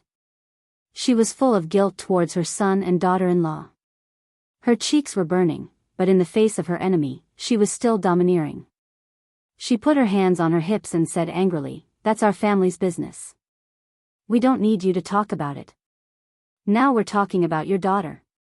Bai Mei Wei, tell us. Our family is so miserable because of you. What do you plan to do?" "I'm sorry, Auntie. Please forgive me." Although Bai Mei Wei was very unwilling, she knew that once the matter was exposed, it would mean that she could no longer be with Lin Shihao. She cried very sadly, really sadly. If an apology is useful, why do we need the police? I'm telling you, I won't let this go. Jiang Rulan thought of Bai Jiao threatening her son with the police and her heart was filled with anger. Madame Bai's face turned pale and she said anxiously, "What else do you want to do? Mei Wei's reputation is ruined now. She's already very pitiful. She asked for it." Jiang Rulan glanced coldly at Bai Mei Wei who was burying her head in crying. She didn't want to be entangled with them and turned to leave. "Hey, Jiang Rulan, stop right there." Madame Bai was anxious and angry. She strode forward and blocked Jiang Rulan. "Say it clearly. What do you want?" Jiang Rulan snorted. "Don't you like to threaten people with the police? Fine, let's go to court. Let's see who's the ugly one." "You, don't go too far," Madame Bai pointed a trembling finger at her nose. Suddenly, her vision turned black and she collapsed on the ground. "Mom, wife," Bai Jiao and Bai Mei Wei shouted at the same time and rushed over in panic. Jiang Rulan watched as Madame Bai collapsed in front of her. She clenched her fingers and restrained herself. She didn't go forward to help her. When she came out of the Bai family's villa, she could still hear Bai Jiao's anxious voice. "Hurry, help me help your mother to the sofa." On the way home, Jiang Rulan's emotions had already calmed down. In fact, she had said something about going to court just to scare the Bai family. She knew very well that even if they went to court, Bai Mei Wei's mistakes would at most constitute a false accusation. She wouldn't be severely punished, so it didn't mean much. Instead, it would push Shihao and Siki to the forefront of the storm and affect their normal lives. Now that Bai Mei Wei's true colors had been exposed and she was being condemned by the public, this was already the greatest punishment for her. On second thought, she had also done a lot of things to Shihao and Siki. Now, she really didn't have the face to face them. Jiang Rulan sighed deeply. Exposing Bai Mei Wei's true colors was only the first step of Lin Shihao's plan. The second step was to report to the police station and accuse Li Donghai of deliberately fabricating and spreading false facts to degrade his character and slander his reputation. That day, the police took Li Donghai away from the hospital for framing him. At the police station, Li Donghai did not admit to the crime of slandering Lin Shihao. Later, in front of the ironclad evidence collected by Bailey Han, he finally pleaded guilty. The police asked him, "Why did you do this?" Li Donghai was expressionless. "I couldn't accept it. I entered the hospital a year earlier than Lin Shihao. In terms of ability, I'm not inferior to him. In terms of seniority, I'm older than him. Why did he become the director of the obstetrics and gynecology department while I could only be the deputy director?" Later, I found the answer. It was because he was favored by Bai Mei Wei. For the sake of his daughter, Bai Jiao even planned to groom him to become the next director. I looked down on men who relied on women to get to the top, so I decided to take revenge on him. Driven by jealousy, Li Donghai did something to harm others' reputation and was sentenced to 2 years in prison for framing him. After the truth came to light, the hospital board dismissed Li Donghai and restored Lin Shihao's position. Unexpectedly, on the first day of work, Lin Shihao handed in his resignation letter. In the director's office, Bai Jiao sat behind his desk. There was a lot of white hair on his head, and there was an imperceptible tiredness in his eyes. He put down the resignation letter, looked at Lin Shihao, and said, "Little Lin, your matter has been investigated clearly. Why do you still want to resign?" Lin Shihao's expression was calm as he said slowly, "Director, although the facts have proven that I'm innocent, after this incident, the patient will still have a certain amount of resentment in her heart. I think that I'm no longer suitable to work in the hospital. As a gynecologist, men were very sensitive. Coupled with the impact of that incident, the patient or the patient's family would more or less feel a little uncomfortable." Bai Jiao's deep gaze fell on him. After a moment of silence, he said, "Tell me honestly. Is it because Mei Wei and I are in this hospital that you're very troubled?" "Yes." Lin Shihao's gaze was calm. This was also one of the reasons he resigned. Bai Jiao was startled and sighed. "Okay, I agree to your resignation." He signed the resignation letter. Lin Shihao said goodbye and left.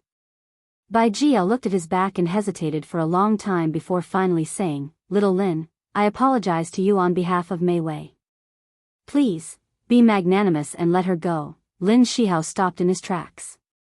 Without turning back, he said in a cold voice, "If you're referring to taking it to court, you can rest assured." Bai Jiao looked at his back in a daze. His throat felt uncomfortable. He opened his mouth and said, "Thank you." Lin Shihao didn't say anything. He opened the door and strode out. Walking in the corridor of the hospital and looking at the patients coming and going around, Lin Shihao felt a little disappointed. He had chosen this career to make more families happy. He worked day and night and even neglected his own family. Now that he had decided to quit this career, he still felt a little sad. Yi Siki came home from work and saw Lin Shihao in an apron cutting vegetables in the kitchen. She casually put her handbag on the coffee table and said in surprise, "Didn't you go to work today? Why are you back so early?" Lin Shihao's lips curved. "I resigned." "Resigned? Why?" Lin Shihao put down the kitchen knife and looked at her with a smile. "Firstly, it's too tiring to be a doctor. I don't have enough time for myself. I want to change jobs so that I can take care of you and our child. Secondly, didn't Mom always say that no one will inherit the restaurant? I've been willful for so many years. It's time for me to shoulder this burden. That way, she wouldn't force Siki to have a son anymore. But you like this career. Are you really willing to resign? There's nothing to be reluctant about. I'm tired of doing it anyway." There was a faint smile on his handsome face, as if he was very happy to resign. However, he couldn't fool Yi Siki because she knew him and knew how much he loved his job. She felt a little sad and said slowly, "Is it because of that incident that you can't face the patients?" "No." His smile didn't change. He wiped his hands and approached her, then hugged her. "Don't let your imagination run wild. I'm just tired and want to change jobs. Will you be happy if you change jobs?" She leaned against his chest, wanting to hear his thoughts. He hugged her tightly and whispered, "Work isn't important. As long as our family is well, I'll be happy no matter what I do." He had saved so many people and fulfilled his ambitions. He had no regrets. The only thing he wanted to do now was to protect his family. The couple welcomed the dawn, but Bai Mei Wei had fallen into the mud of life. She was now notorious in a city and was jokingly called Sister Aphrodisiac. Li Donghao, who slandered Lin Shihao, also had a very appropriate nickname, Brother Harassment, which meant that he used slander to harass innocent people. There were also people who joked that Sister Aphrodisiac and Brother Harassment were true love. Bai Jiao had a headache whenever he saw his daughter. He didn't give her a good look. Madame Bai didn't criticize her too much, but she sighed all day and wiped her tears when she saw her, which made her feel very uncomfortable. Her former friends all looked down on her and cut off contact with her. Only Bailey Fei Yen still foolishly contacted her and asked her to go out to play. Bai Meiwei felt uncomfortable, so she agreed to go out with Bailey Fei Yen to relax. Bailey Fei Yen drove to pick her up. Meiwei, let's go to Charming Club. Let's change to a quieter bar. The boss of Charming Club was Xiao Tiansheng. She didn't want to go there and be laughed at by him. Well, I went to a bar with a friend some time ago. It's very quiet. Let's go there. The bar Bailey Fei Yen took her to was called Style. It was indeed very quiet. The resident singer played the guitar and sang nostalgic songs. A couple sat in a semi-enclosed box, whispering. They also entered the box and ordered a dozen beers. Bai Meiwei poured a glass of wine for Bailey Fei Yen and bitterly hooked her lips. Fei Yen, I am very grateful to you. Until now, you are still my friend. Good friends, don't be so polite. Bailey Fian raised his wine cup and touched hers, saying, let's not talk about those unhappy things. Come, let's drink. Okay.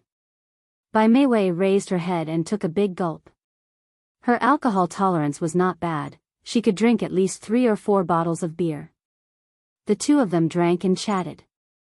Unknowingly, it was already past 10 o'clock at night. Bai Meiwei looked at her watch. It was already late. She was already a criminal. If she returned late, her parents would be angered to death. She quickly pulled Bailey Fei Yan's arm and said, Fei Yan, it's getting late. We should go back. But I haven't played enough. Bailey Fei Yan's alcohol tolerance was not as good as hers. She was already dizzy. We'll play again next time. Let's go home first tonight. Be good. Bai Meiwei helped her up and the two of them stumbled out of the bar. This bar street was very lively at night. It was now the time for people to get drunk. As soon as the two of them walked out of the bar, several men surrounded them, laughing and chatting. Bai Meiwei ignored them. Those people did not give up and followed behind them. Bai Meiwei turned a deaf ear and helped Bailey Fei Yen to the parking lot. She put her in the car and got in as well. Only then did the group give up. Powerful novel, Songshu 566.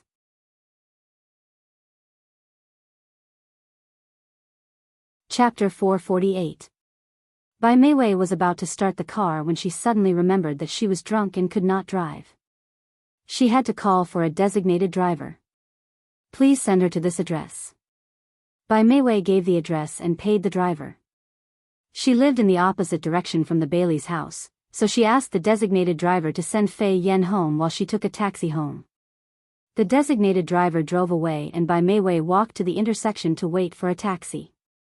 It was a little cold at night and when the cold wind blew, she could not help but shiver and her drunkenness dissipated a little. Beauty, you haven't gone home yet. Have some fun with us bros before you leave. A sloppy voice came from behind and a few men surrounded her. Bai Meiwei recognized them as the 4 men who had surrounded her and Fei Yen earlier. She frowned and did not say a word as she picked up her handbag and walked away.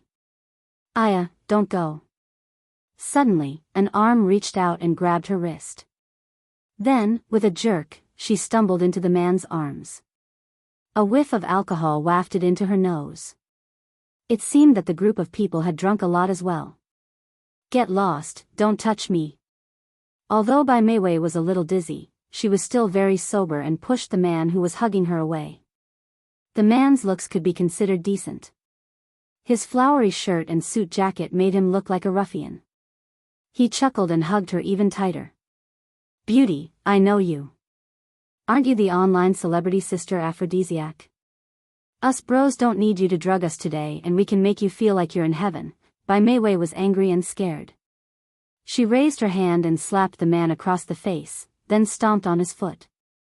When he let go of her in pain, she quickly turned and ran away. The man hugged his foot and grimaced in pain. Damn, this woman is quite powerful. Brothers, chase after her.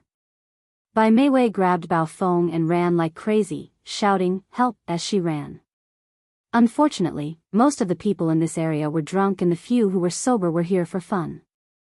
They did not want to get into trouble, and for a moment, no one reached out to help her, and no one cared whether she lived or died. The footsteps were getting closer and closer to her, and her heart was in her throat. There was only one thought in her mind, and that was to run faster and faster. Otherwise, if those hooligans caught up with her, she would definitely not have a good ending. Right, call the police. As she ran in the wind, she frantically took out her phone from her handbag. Before she could call the police, someone grabbed her hair from behind and she screamed in pain. "Bitch, let's see where you can run to." The man who was panting and grabbing her hair was wearing a golden necklace that was as thick as a finger. He looked very rough. He snatched the phone from her hand and threw it to the ground. He even stomped on it twice. Then came a young man with dyed yellow hair. He held his knees with both hands and panted. After a while, he spat on the ground and said, "F***ck, this girl doesn't know what's good for her. Now that she's in our hands, we have to teach her a lesson." With her hair in the hands of the rough man and her hands tightly grasped by the blonde, Bai Meiwei had nowhere to run. She begged pitifully, "Please let me go. I'll give you all the money you want." The blonde said disdainfully, "So what if you're rich? We're not short of money." "Ah, Tian, get her into the car." The four of them scrambled to get her into a black car. Bai Meiwei cried and struggled in the car. "Please let me go. I'll give you anything you want." The rough man said unhappily, "Stupid bitch, your crying is so annoying. Hoodlum, feed her the medicine. I guarantee she'll be obedient in a while."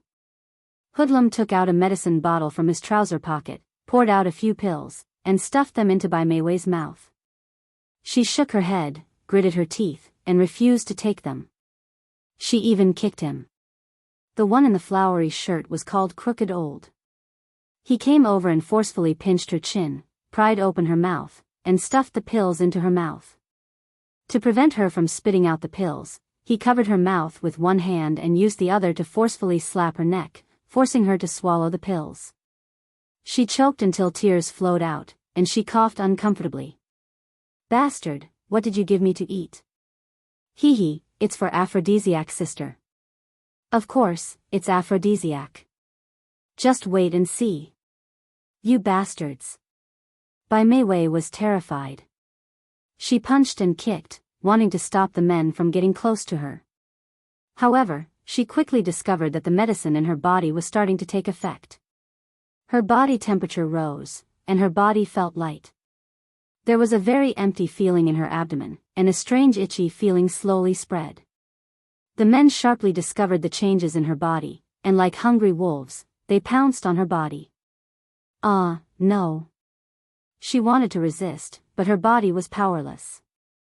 Even the fists she waved were like cotton, soft and without any strength. Her clothes were thrown into the car one by one.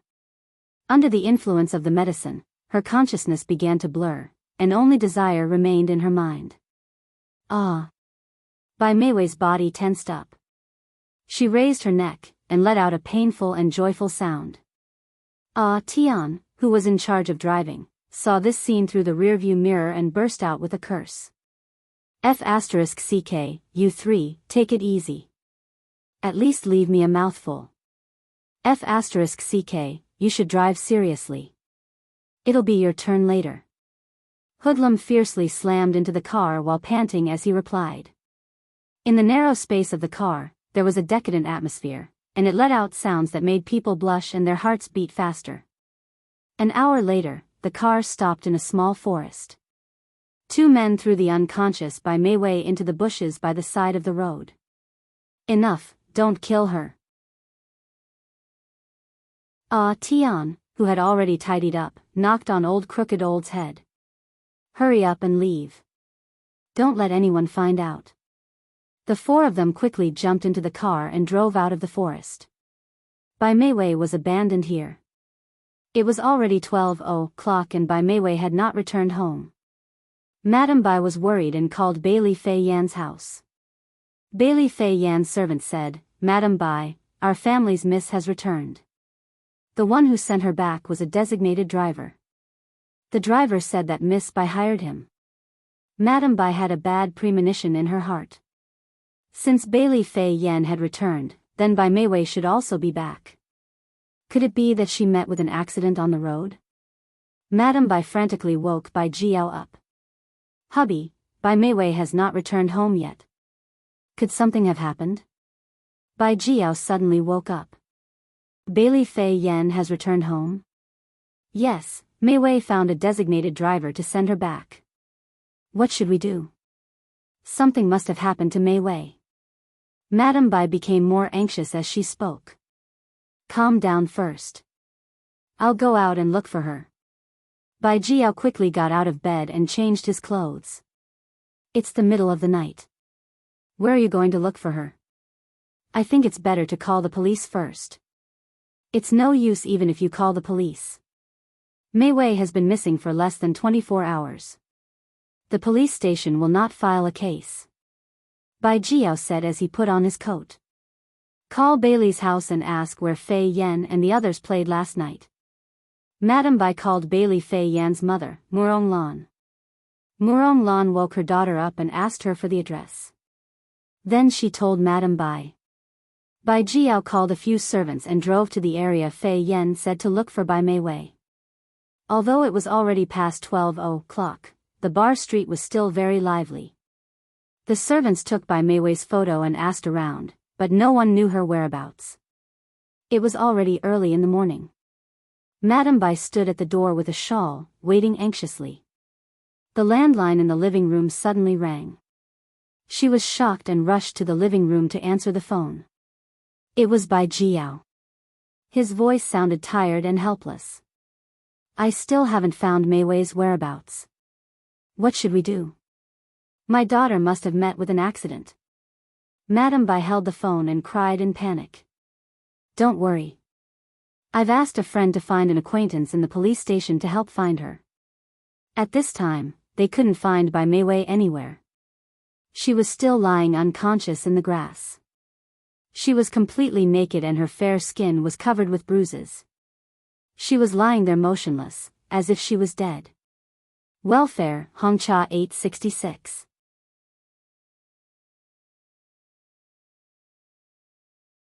Chapter 449.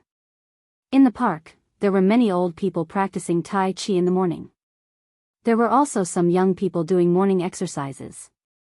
A young girl, wearing sportswear and headphones, was running in the woods while listening to music. She inadvertently found something hidden in the grass on the side of the road, so she curiously ran over. When she saw what it was, she screamed in horror. Ah, someone come, there's a dead person here. The girl's face was pale. She retreated in horror and stood on the edge of the lawn and shouted. Her scream attracted several old people. The old people carefully went forward and saw a white body lying on the lawn. The black waterfall-like long hair covered the face. The body was full of scars. It must have been ravaged. The old people were shocked and regretful. Some took off their coat and put it on the corpse. Some people took out their mobile phones and called the police. The police quickly arrived. When they were about to carry the corpse into the car, they found that the body was still warm. She's still breathing. She's not dead. Hurry up and carry her to the car. Fortunately, there was a forensic doctor who knew how to use first aid. Bai Jia was still looking for his missing daughter when he suddenly received a call from a stranger. The other party claimed to be a police officer. He said that his daughter had been found and asked him to go to the hospital immediately. Bai Jiao and his wife rushed to the hospital. Bai Meiwei was still in a coma. Her body was full of tubes and there were obvious scars on her face. When the doctor told them that Bai Meiwei had been sexually assaulted and her lower body was bleeding and her genitals were torn, Mrs. Bai immediately fainted. Bai Jiao's face was pale and he almost fell to the ground. In the corridor of the hospital, a policewoman asked Bai Jiao about the situation on the night of the incident. Bai Jiao was in tears. His heart was full of self-blame. It's all my fault. I shouldn't have neglected Mei Wei. She was in a bad mood and went out with her friends to relax. After getting drunk in the bar, she asked a driver to send her friends home. "It's all my fault." "Bai Lao, don't blame yourself too much. It's not your fault that this happened." The policewoman comforted him and asked, "Who was the friend who went out with Miss Bai last night?" "Her name is Bailey Fei Yen." The policewoman asked a few more questions and then said, "Bai Lao, don't be sad. We will find the culprit as soon as possible and bring them to justice." Bai Jiao's eyes were filled with sorrow as he reluctantly nodded. "Thank you for your hard work." Bai Meiwei lay in bed for a whole day and still did not wake up.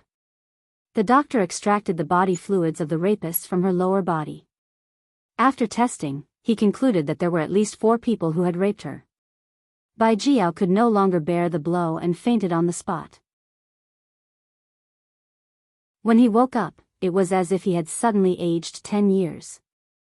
His old face was covered with frost, and his pair of originally bright eyes no longer had the luster of the past. Due to the vile nature of this case and the fact that the victim was the daughter of the city's prestigious family, Miss, it attracted the attention of the chief of police. He ordered a strict investigation of the case and the criminal to be brought to justice as soon as possible. After being in a coma for more than 40 hours, Bai Meiwei finally regained consciousness. Madame Bai, who had been keeping watch by her bedside, saw her open her eyes. Tears fell from her eyes as she sobbed, "Meiwei, you're finally awake.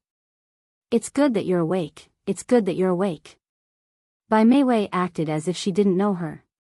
She stared at her blankly without any reaction. "Meiwei, what's wrong?" "I'm your mother." Seeing her like this, Madame Bai felt uneasy. She carefully caressed her daughter's face. "Meiwei, does it hurt a lot?" "Wait a moment, I'll call the doctor over." Bai Meiwei's eyes were blank as she stared at her blankly. Madame Bai felt that something was wrong and quickly called the doctor. The doctor was a man. When he reached out to examine Bai Meiwei suddenly trembled all over. She hugged her head with both hands and screamed. Her screams were filled with fear. Madame Bai's heart ached so much that she almost stopped breathing. She threw herself on her and hugged her tightly. "Meiwei, don't be afraid. Mother is here. No one can hurt you again." Bai Meiwei shook her head violently and screamed crazily. Her feet fiercely kicked the blanket. Madame Bai's tears fell. She hugged her daughter tightly and endured the immense heartache as she comforted her over and over again. But Bai Meiwei's emotions were too agitated. Madame Bai couldn't hold her down at all. The doctor could only inject her with a tranquilizer to prevent her from hurting herself. Bai Meiwei fell into a deep sleep. Her eyebrows were tightly knitted, and her face was filled with pain. Madame Bai stood by the bed, her right hand covering her mouth as she cried bitterly. After a series of examinations, the doctor made a diagnosis. Bai Meiwei had suffered such a huge blow that she had lost her mind. Bai Jiao had cured many illnesses and saved many people in his life. The only thing he couldn't heal was the wound in his daughter's heart. He was hesitant and in pain. He couldn't wait to tear those bastards who had humiliated his daughter into pieces. A week later, the 4 men who had gang-raped Bai Meiwei were arrested. They were all small leaders of some underworld gang. After they were arrested, there were people from the underworld who threatened Bai Jiao, telling him to withdraw the charges. Otherwise, they would set fire to his family. Bai Jiao didn't take their threats to heart. Even if he had to risk his old life, he would seek justice for his daughter. During the investigation of the case, the police found that the 4 men had also gang-raped other women. They were also involved in kidnapping, robbery, and other criminal cases. In the end, the court sentenced them to prison for 10 to 15 years. Even if the 4 men were punished by the law, it still couldn't heal the damage Bai Meiwei had suffered. Although she had been discharged from the hospital, her mental state was still very bad. In the past, she was cheerful and lively. Now, she had become taciturn and didn't want to see people. She often sat in front of the window in a daze. She wasn't interested in the people and things around her. She was paranoid all day long, always feeling that someone wanted to harm her. Bai Jiao suggested that she be sent to a mental hospital to receive systematic treatment, but Madame Bai firmly refused. Mei Wei isn't crazy. You can't send her there. She's only temporarily mentally ill. She'll get better. I've already asked a friend to contact a very good psychiatrist. He will help Mei Wei recover. Bai Jiao sighed. Just when he was about to persuade her, he suddenly heard a loud bang, followed by a servant's horrified cry. Not good. Mist jumped off the building. Bai Jiao's face was ashen as he ran out. Madame Bai's vision turned black as she clenched her teeth and stumbled after him. Blood, so much blood. Bai Mei Wei was lying on the concrete floor. Her seaweed-like hair was wrapped around her face and neck. Her eyes were wide open, and her body was violently twitching with blood flowing from the corner of her mouth. Bai Jiao screamed at the top of his lungs, "Call an ambulance! Call an ambulance!" When the ambulance arrived, the paramedics carried Bai Mei Wei, who was covered in blood, into the ambulance and anxiously gave first aid. Bai Jiao also got into the ambulance. Madame Bai also wanted to follow. Her legs were trembling as if she could collapse at any moment. Bai Jiao refused to let her get into the ambulance and got the servant to help her back to her room to rest. Fortunately, they lived in a villa, and the building wasn't high. Bai Mei Wei's life wasn't in danger when she jumped from the roof. However, her external injuries were more serious. Her legs were severely fractured, her waist was injured, and there were many cartilage injuries. Bai Mei Wei's world weariness was a wake-up call for Bai Jiao. He decided to send his daughter to a mental hospital for treatment as soon as her injuries were better. After a year of treatment, Bai Mei Wei's legs were finally healed and she was able to stand up again. In this year, she had also undergone psychological treatment. Basically, she was no different from an ordinary person. However, she still couldn't face the past.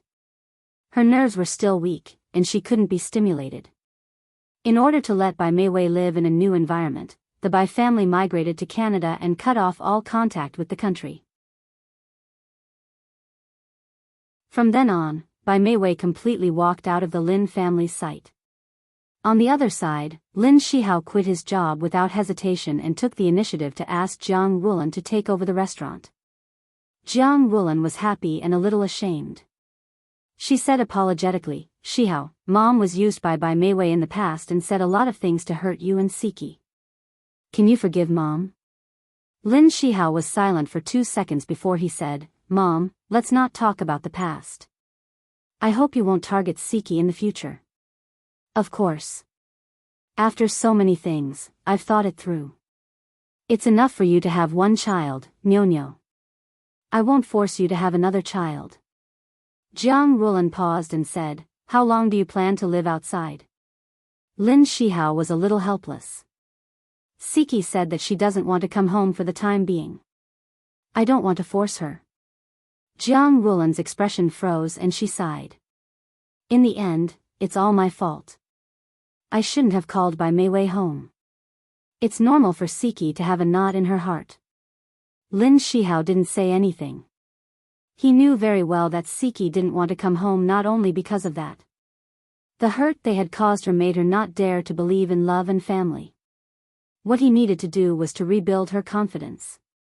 Jiang Rulan also had a plan in her heart and secretly made a decision. Siki and Nyo walked out of the elevator and saw a familiar figure standing at the door of their house. She was stunned, but Nyo had already jumped up happily. "Grandma, Io, Xiao Bao Bei, Grandma missed you so much."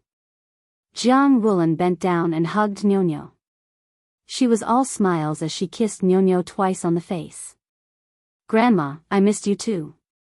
Nyo acted coquettishly in her arms. Siki looked at the happy faces of the grandmother and granddaughter and smiled slightly. "You're here." She still had a grudge against her and couldn't call her Mom like she used to, so she might as well not call her that. Jiang Rulan straightened up and took Nyo's hand. She smiled and said, "How have you and Nyo been recently? Have you gotten used to living outside?" "Pretty good. Sorry for making you worry."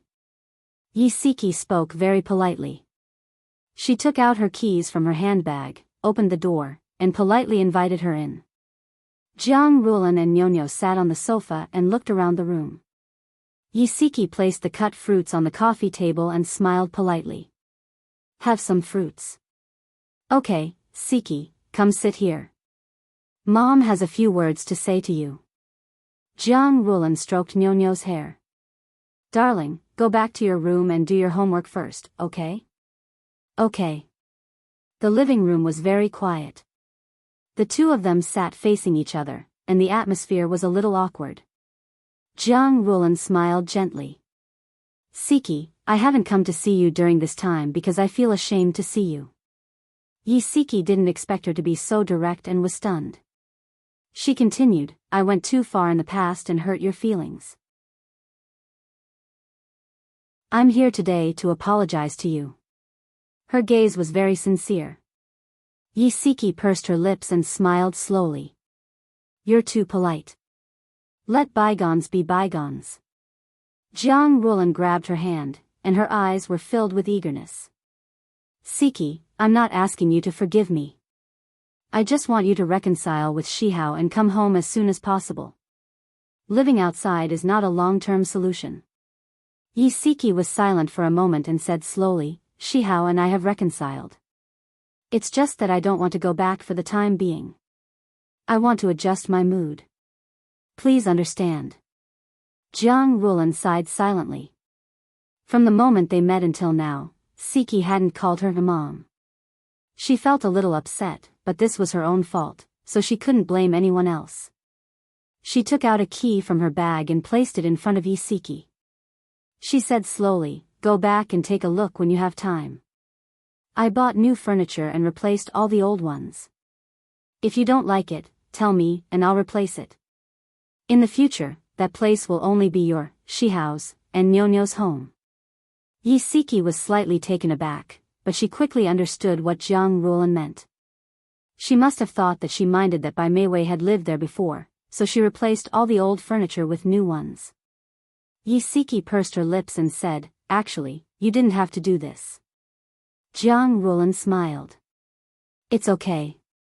It didn't cost much anyway. It's fine as long as you live comfortably. Yisiki didn't continue this topic. You can stay here for dinner tonight. Shihao will be back soon.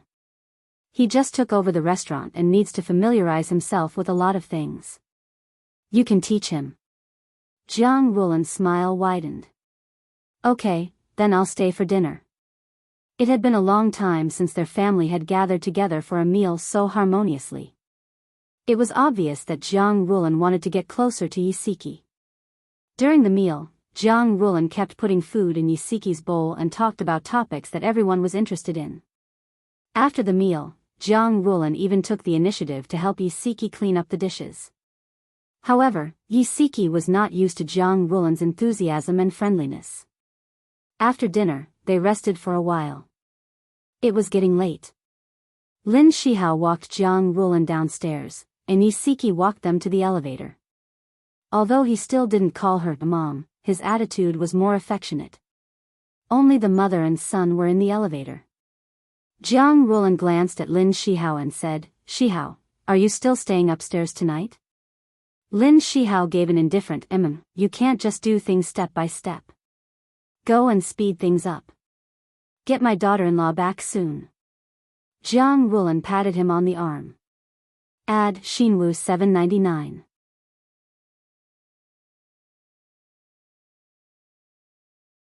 Chapter 450. You can't just do things step by step like this. Hurry up and bring my daughter-in-law back as soon as possible. Jiang Rulan patted his arm. Lin Shihao's eyes flickered slightly. Jiang Rulan smiled meaningfully. Just then, the elevator doors opened. She walked out of the elevator and pressed the button to close the doors without waiting for him to come out. Go up and hurry up. Standing in the empty elevator, Lin Shihao couldn't help but laugh as he watched the floors continue to rise. He raised the corners of his lips. It was time to hurry up. Otherwise, who knew how long that little woman would continue to hide? Since he kept staying at Isiki's house, she simply gave him a key. After he went upstairs, he used the key to open the door. The living room was empty. His daughter should have returned to her room. The sound of running water came from the bathroom. He opened the bathroom door and saw Isiki standing by the sink. She was scrubbing Nyo-Nyo's undergarments with her hands. The washing machine beside her was making a buzzing sound. Lin Shihao understood her habits. She washed their family of three's undergarments by hand. She said that it was healthier and more hygienic. She looked very focused. Her smooth hair fell over her shoulders, and her eyes were gentle. Looking at her gentle appearance, his heart was unbelievably soft. The corners of his lips curved. He walked behind her and slowly wrapped his arms around her slender waist. His chest was close to her back. His nose was close to her hair, and he smelled the faint fragrance on her body. Isiki paused. She leaned into his arms, and her body was a little stiff. She pursed her lips and said softly, "Your mother left?" "She's our mother." Lin Shihao sighed in his heart. He kissed her cheek from behind and was incomparably gentle. The kiss on her cheek was very gentle, like a feather gently brushing past. It was ticklish. She couldn't help but tremble. She turned her head to avoid him. "You should go back. I want to stay a little longer." He didn't give up. When she turned her face to avoid his lips, he quietly sucked on her earlobe. "Don't, I'm doing the laundry." Isiki moved her body, trying to avoid his kiss. "Wifey, I love you." Lin Shihao's arms tightened as he whispered in her ear. This was the woman he had loved for 10 years. When he had just entered university, he had fallen in love with her at first sight. Later, he had been lurking by her side as a friend until she became his girlfriend, his wife, and the mother of his child. His feelings for her had never changed. Lin Shihao couldn't restrain the throbbing of his heart. He kissed her neck, and the big hand on her waist also became restless. He quietly rubbed the skin of her waist, using his palm to measure her enchanting curves. She was immersed in the emotions he brought to her, but she was still rational. She grabbed his hands and tried to stop him. Her voice was trembling. "Hubby, don't. Nyo-Nyo will find out." How could she restrain him with her strength? His palm was still lingering on her waist, slowly moving upwards. His delicate kisses landed on her neck as he whispered hoarsely, "Honey, I missed you so much." "Didn't you miss me?" He knew that she was doing something and Nyo-Nyo wasn't asleep yet, but he actually used such a seductive voice to tease her. Her cheeks were boiling hot, and her heart trembled. Her chest was so tight that it felt like it was going to explode. He was obviously not satisfied with her reaction. He bit her earlobe as a punishment and pressed his palm on her softness. His voice was full of bewitchment. "Honey, tell me, did you miss my body?" He said the last two words very slowly. She was so embarrassed that her cheeks were red. Her body felt like it was on fire, and it was so hot that it was scary. She trembled and closed her eyes, not daring to look at herself in the mirror. He wouldn't stop until he got an answer from her. His slender fingers slowly traced the outline of her body. "Wifey, answer me. Do you miss my body?" Her face was so red that it was about to bleed. She bit her lip and whispered, "Don't say any more." He guided her unscrupulously, his deep black eyes filled with lust. She was so embarrassed that she was about to cry. Her eyelashes couldn't stop trembling. Don't move." He looked up at her in the mirror and coaxed gently, "Honey, open your eyes and look at yourself. You're so beautiful right now." She shook her head. "No." He exerted a little force, and a numb feeling spread from his palm to her entire body. Her body trembled. He said mischievously, "Honey, open your eyes. Otherwise, I'll continue." In the end, Isiki couldn't resist his teasing. She slowly opened her eyes and saw herself in the mirror. Her eyes were misty, her cheeks were red, and a few strands of messy hair fell by her ears. Her red and swollen lips were slightly parted, and her chin was slightly raised. She exuded a kind of seductive beauty. He smiled at her in the mirror, and then leaned over her chest. She cried out softly and raised her chin impatiently.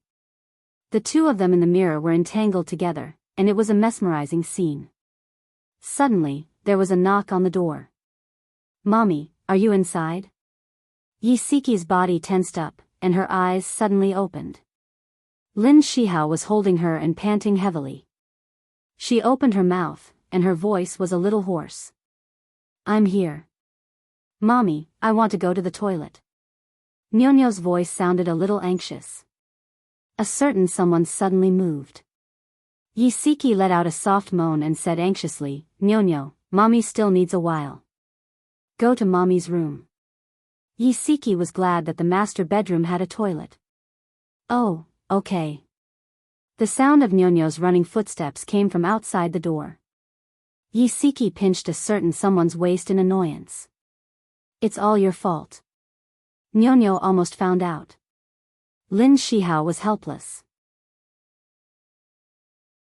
After all, this was a rented apartment, and the soundproofing was not as good as his own. Fortunately, the washing machine was still humming, so Nyonyo did not hear anything that she should not have heard. After enduring for several months, he had originally planned to have a good time, but reality was cruel. After one time, he hugged her tightly, buried his head in her neck, and bit her shoulder. His voice was hoarse as he said, "Let's go upstairs." If they went to his place, it would be one floor away. He was not afraid that his daughter would hear them, right? "No, I'm tired." Yisiki lay limply in his arms. She was so tired that she did not want to move. Lin Shihao kissed her lips lovingly and did not insist. He said gently, "I'll help you shower." A certain someone's hand was still rubbing her waist restlessly. She glared at him and warned him, "Don't touch me." Her eyes were like limpid autumn water, with a hint of seduction. She was not intimidating at all. Instead, she seemed to be acting coquettishly. His heart swayed, and he hugged her even tighter. "If I don't touch you, how can I help you shower?" He deliberately misinterpreted her meaning. "I don't want you to help me. Let's shower separately." Although she was very tired and her body was sore, if she asked him to help, he would definitely do it again. However, she underestimated a certain someone's shamelessness. He did not take her words seriously at all. He directly stripped her naked and helped her shower. Fortunately, he had good self-control and did not ignite his passion again. When they came out of the shower, Nyonyo was already asleep. Lin Shihao held Yisiki's waist and retreated out of the room. He gently closed the door and stared at her face with a burning gaze. Yisiki had a bad feeling in her heart. Was he thinking of doing it again while the child was asleep? It turned out that she was thinking too much. Lin Shihao bent down and kissed her cheek. He said gently, "Rest early." Her cheeks blushed and she was ashamed of her own thoughts. "Okay, you should go back and rest too." He hugged her and did not let go. "Let's do it together." Yisiki pushed him. "No, I'm not ready yet. Go back to your house." He smiled bitterly. "Honey, how long are we going to stay in separate rooms like this?" She blinked and said, "Until I'm satisfied with it." He stroked her hair helplessly. "Okay, I'll continue to work hard and try to make you satisfied as soon as possible." "Thank you, hubby. Hubby, I love you." She smiled brightly and threw herself into his arms. She hugged him and then quickly separated. Well, all the sadness in his heart disappeared when he heard the words, "I love you." He looked at her in amusement as she quickly ran into her room and shook his head with a doting expression. She was his nemesis. He would be eaten by her for the rest of his life.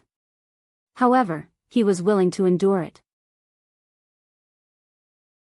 Although they were still living separately, ever since that night, Lin Shihao had been thinking of ways to have some alone time. For example, after Nyonyo fell asleep, he would kidnap his wife upstairs and spend a passionate night together. Another example was sending Nyonyo to her grandmother's house for the weekend.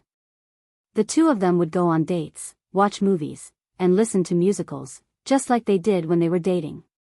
In short, life was very enjoyable. In the blink of an eye, a year had passed. Xia Dong asked Yi Siki out for tea. When she heard about their current living situation, she frowned. You still can't forgive him? Yi Siki smiled. No, I actually forgave him a long time ago. I just feel that the way we are now is quite good. There's a little distance between us, but it's not too far. When we're together, we cherish it even more. I found the feeling of dating again. Beauty novel, Songshu 566.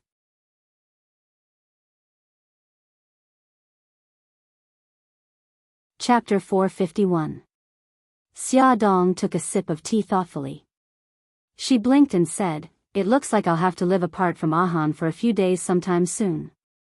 Hey, don't join in the fun. Yi Siki rolled her eyes at her in amusement. It wasn't easy for the two of you to be together. You should cherish it. Xia Dong grinned. I'm just teasing you. But to be honest, you found your first love. I think Lin Shihao is going to break down soon. He doesn't feel safe at all being hung up by you every day. Yi Siki glared at her. When did I ever hang him up? I'm very serious about living my life with him. Xia Dong nodded repeatedly. Yes, yes, yes. I know you're serious about living your life together. But Lin Shihao doesn't know that. He thinks that you can't let go of the past. In his eyes, if you don't want to go home with him, it means that you don't want to forgive him. Tell me, how uneasy and self-reproachful he must be in his heart. Yi Siki was stunned. She smiled guiltily. That seems to be the case. Huh, so stop fooling around. Hurry up and move back home. It's been a year. Your house is going to turn into a cave soon. Okay, I got it. Actually, I've already made up my mind. I'll tell him this weekend that I'm moving back home. That's right. Hurry up and go home. Xia Dong suddenly thought of something. She stared into her eyes and said, How's Lin Shihao's mother now? Yi Siki's lips curved. She comes to visit us every few days. She even bought a lot of things for Nyonyo. She hasn't mentioned having a child again. It looks like the old lady has really changed. You don't have to work so hard anymore. Yeah. She even asked the hourly workers to clean our old house regularly. She said that if we keep it clean, we can move back in whenever we want. Over the past year, Jiang Rulan had indeed changed a lot. Yi Siki gradually believed that Jiang Rulan was truly willing to accept her as her daughter-in-law and no longer cared about her grandson. After parting ways with Xia Dong, Yi Siki walked to the parking lot. Her ears echoed with Xia Dong's words, and she suddenly felt a little guilty. She didn't mention going home for so long, which made Shihao feel very embarrassed and uneasy. She picked up her phone, intending to call him and immediately tell him that she was willing to go home with him. Before she could make the call, her phone suddenly rang. It was Lin Shihao. She immediately picked it up and said with a smile, Hubby, I was just about to call you. I didn't expect you to call me. Let's move home this weekend. A strange woman's voice came into her ears. Hello, madam. Are you Mr. Lin Shihao's wife? Yi Siki's enthusiasm cooled. She said hesitantly, Yes, I am. May I know who you are? I'm a nurse from Central Hospital. Mrs. Lin, your husband was in a car accident. He's staying in room 813, Nurse Miss said something else, but Yi Siki didn't hear a single word. Her entire mind was filled with the words, your husband was in a car accident. Her heart almost stopped. Her face was pale, and her fingers trembled as she opened the car door. She stumbled into the driver's seat, but because she was trembling too much, she couldn't start the car. She hurriedly abandoned the car and ran to the side of the road to hail a taxi. In the car, Yi Siki kept urging the driver to drive faster. When the car stopped at the entrance of the hospital, she jerked open the door, jumped out of the car, and ran into the hospital as fast as she could. When she ran to the elevator, both elevators had just gone up. She couldn't wait for the elevator to come down and rushed directly to the stairwell.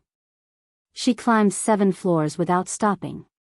When she reached the 8th floor, she was so tired that she was panting. She pressed tightly on her violently beating heart and anxiously looked for room 813 in the corridor. 2 nurses came up to her. One of them said, "The patient who was sent here in a car accident is really pitiful. He broke 4 ribs, his face was smashed, and his head was cracked. When the patient's family members arrive, they probably won't recognize him. Oh my God, he's so pitiful. His head was cracked, but he's still alive?" Not at all. His heart stopped in the middle of the operation. They were planning to send him to the morgue. Sigh, there are so many people who get into car accidents these days. Our hospital has to take in a lot of such patients every day. Yeah, now I don't even dare to take the driver's license test anymore. The 2 nurses chatted as if there was no one else around, and they brushed past Yisiki. Yisiki's body swayed and she almost fell. She firmly held on to the wall and kept telling herself that it wasn't Shihao. They weren't talking about Shihao. She clutched her chest and continued to look for the ward. Finally, she saw room 813 at the end of the corridor. She ran over excitedly. 2 medical staff pushed a stretcher out of the ward. There was a body lying on the bed, covered with a white cloth. One of the medical staff said, "The patient's family members haven't arrived yet. If we move the patient to the morgue now, we don't know if it will cause any trouble. What can we do? We can't cause panic among the other patients." Yisiki almost stopped breathing. She stared at the body on the stretcher and asked in a trembling voice, "Did he get into a car accident?" "Yes, are you the patient's family?" It was really Shihao. Yisiki felt as if she had been struck by lightning. She almost stopped breathing. The blood on her face suddenly drained. She threw herself on the body, hugged it, and wailed. "Honey, how can you leave me alone? Honey, come back. Come home with me. Honey, madam, don't be sad." A medical staff came forward, intending to help her up. She hugged the body tightly and refused to let go. She cried bitterly and heartbroken. "Lin Shihao, you promised me that you would accompany me to grow old. How can you lie to me? How can you leave me alone? Lin Shihao, don't go. Come back. I love you. If you leave, how am I going to live on my own?" Her tears were like a fountain, wetting her face and clothes, as well as the white cloth on the body. She fell into despair and was completely unable to extricate herself. She only knew how to use crying to vent her sadness. The entire corridor was silent, and only her desperate and mournful cries could be heard. "Madam, calm down." The 2 medical staff looked at each other, feeling that something was not right. Honey, let's go home together." Yisiki's face was full of tears, and her eyes were empty. She actually picked up the body from the stretcher. It seemed that she was going to carry him home. "Wait, madam, you're mistaken. This is not your husband." The 2 medical staff finally understood what was wrong. They quickly went forward to stop Yisiki, holding her arms on both sides. "Go away, don't stop me." Yisiki's eyes were filled with only her husband. She was close to a state of madness. She hugged the body and refused to let go, insisting on taking her husband home. "Honey," a helpless and pitiful sigh came from the ward. The familiar voice was like a tranquilizer injected into Yisiki's body. She suddenly froze, turned her head in disbelief, and looked at the door with tears in her eyes. A hand opened the door, and a man wearing a hospital gown with gauze wrapped around his head and a cast on his leg came into her sight. She forgot to cry, forgot that she was still holding the body in her arms, and walked in a daze towards the man standing at the door with a faint smile. "Hey, madam, please let go of the body." The medical staff took the opportunity to snatch the body from her hands. At this moment, there was no one in her eyes except for the person standing at the door. Her eyes were filled with tears, and she took heavy steps towards him. She looked at his handsome and familiar face and burst into tears. "Honey. Lin Shihao's voice was hoarse. He opened his arms and pulled her into his embrace. You scared me to death, you scared me to death. Yi Siki was like a child. She cried loudly and kept hitting his back. I'm sorry. He gently stroked her back and kissed her hair. His heart ached because of her cries. When they returned to the ward, the two of them sat on the bed in each other's arms. Yi Siki's emotions were still unstable. She snorted and said unhappily, Why didn't you come out earlier? You made me cry so loudly just now. It's so embarrassing. Lin Shihao smiled and ruffled her hair. Honey, I was still in a coma. If I wasn't woken up by your cries, I might have slept a little longer. He was still in a coma. In a daze, he heard her heart-wrenching cries. His heart ached so much that he forced himself to open his eyes. He pulled out the 4-needle from the back of his hand and dragged his injured leg to the door. When he opened the door to the ward, he saw his wife crying bitterly with a corpse in her arms. At that moment, he felt both funny and heartbroken. When Yisiki heard this, she quickly looked up and checked the injuries on his body. Are your injuries serious? Does it still hurt? Lin Shihao held her hand and smiled gently. It doesn't hurt anymore. It's not that serious. I only have a scratch on my head, and my right leg is slightly fractured. I can be discharged soon. Yisiki knew that he must be lying to her. If it was only a scratch on his head, how could he have fallen into a coma? Her heart ached as she held his face. Hubby, don't hide it from me. You have to tell me where you feel unwell. Yeah, I'm really fine. Lin Shihao looked into her eyes and smiled gently. Shihao, how are you? Jiang Rulan hurriedly pushed the door open and entered. She looked anxious and sweaty. Yisiki quickly extricated herself from Lin Shihao's arms and stood up. Mom, don't worry. Shihao is fine now. Lin Shihao also said, Mom, I'm fine. I just suffered some minor injuries. Aya, that's good, that's good. You scared me to death. Jiang Rulan kept patting her chest. After a while, she asked, You've always been careful when driving. How did you get into an accident? Lin Shihao briefly explained the situation. It turned out that an oncoming car had hit his car. The driver was driving under the influence and was seriously injured. He passed away not long after being sent to the hospital. Come and see, Hongcha 866.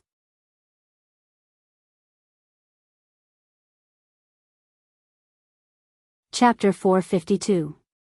Lin Shihao briefly explained the situation at the time. It turned out that an oncoming car had hit his car. The driver was driving under the influence and was seriously injured. He passed away not long after being sent to the hospital. Yisiki then realized that the person she was hugging and crying just now was the driver who had caused the accident. While she felt sorry for that person, she couldn't help but feel scared. Her husband had almost left her. The moment she saw the corpse, she really felt like the sky had fallen and the world had ended. She understood that she really loved Lin Shihao and couldn't leave him. If something really happened to him, she would definitely not forgive herself. Everyone had their own ups and downs. She didn't want to waste any more time. She expressed her feelings in front of Jiang Rulan. Shihao, when you're discharged from the hospital, let's move back home. Okay. Lin Shihao's deep eyes were full of smiles. The corners of his lips curved as he held her hand tightly. He had been waiting for this day for a long time. I'll contact the moving company right away. The house also needs to be cleaned up. Jiang Rulan was even more excited than the two of them. She was so happy that she couldn't close her mouth. She was in full swing helping them arrange things. Yisiki and Lin Shihao didn't stop her. They held each other's hands tightly and smiled as they watched her busy making calls. Their hearts were full of warmth. Lin Shihao's injuries weren't serious. After staying in the hospital for a day, he wanted to be discharged.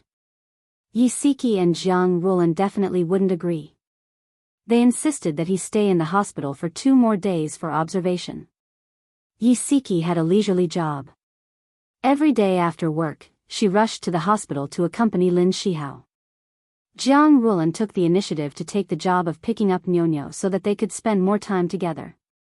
On a September day, when the fragrance of osmanthus was wafting, Yisiki saw an old woman selling osmanthus flowers on the overpass. 4 or 5 branches were wrapped into a small bouquet of flowers. There was no fancy packaging, but the flowers were flourishing and smelled very fragrant. The old woman's face was full of wrinkles. She opened her toothless mouth and smiled to attract customers. People came and went in a hurry. Very few people stopped. Yisiki bought a big bouquet and carried it into the ward. Lin Shihao was sitting on a chair in front of the window, reading. The child in the same ward as him was already asleep. The child's father had something to do at the last minute and had to go out. He asked Lin Shihao to help take care of the child. Lin Shihao looked up when he heard footsteps. The setting sun shone through the window and gave him a faint golden hue. The corners of his lips curled up and he said in a low voice. Yisiki smiled and placed the osmanthus flowers on the bedside table. Then, she walked to his side and stroked his leg in plaster with her fingers. She asked softly, "Does your leg still hurt today?" He pulled her to sit beside him and gazed into her eyes with a smile. "Honey, let's go home." "No. You still need to be under observation for a few more days." Lin Shihao was helpless. "I'm fine now. It's really boring to stay in the hospital every day." Yisiki teased him on purpose. "Why didn't you feel bored in the past?" He smiled bitterly. "I used to be a doctor. Now, I'm a patient. How can I be compared to you?" She hugged his arm and leaned on his shoulder. She laughed softly. "Okay, I know it's been hard on you. Let's go home tomorrow."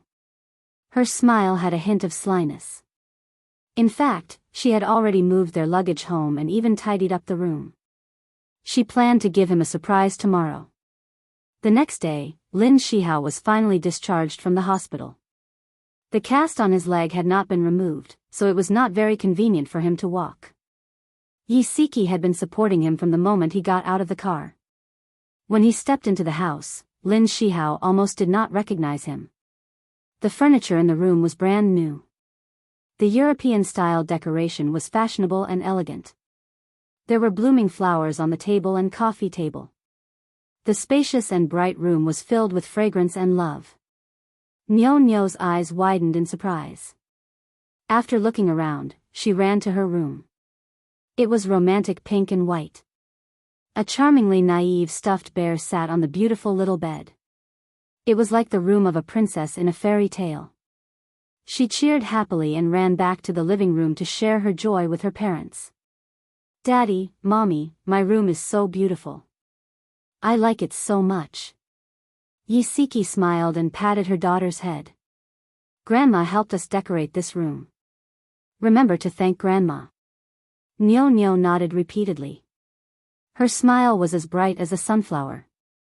Their master bedroom had also changed a lot.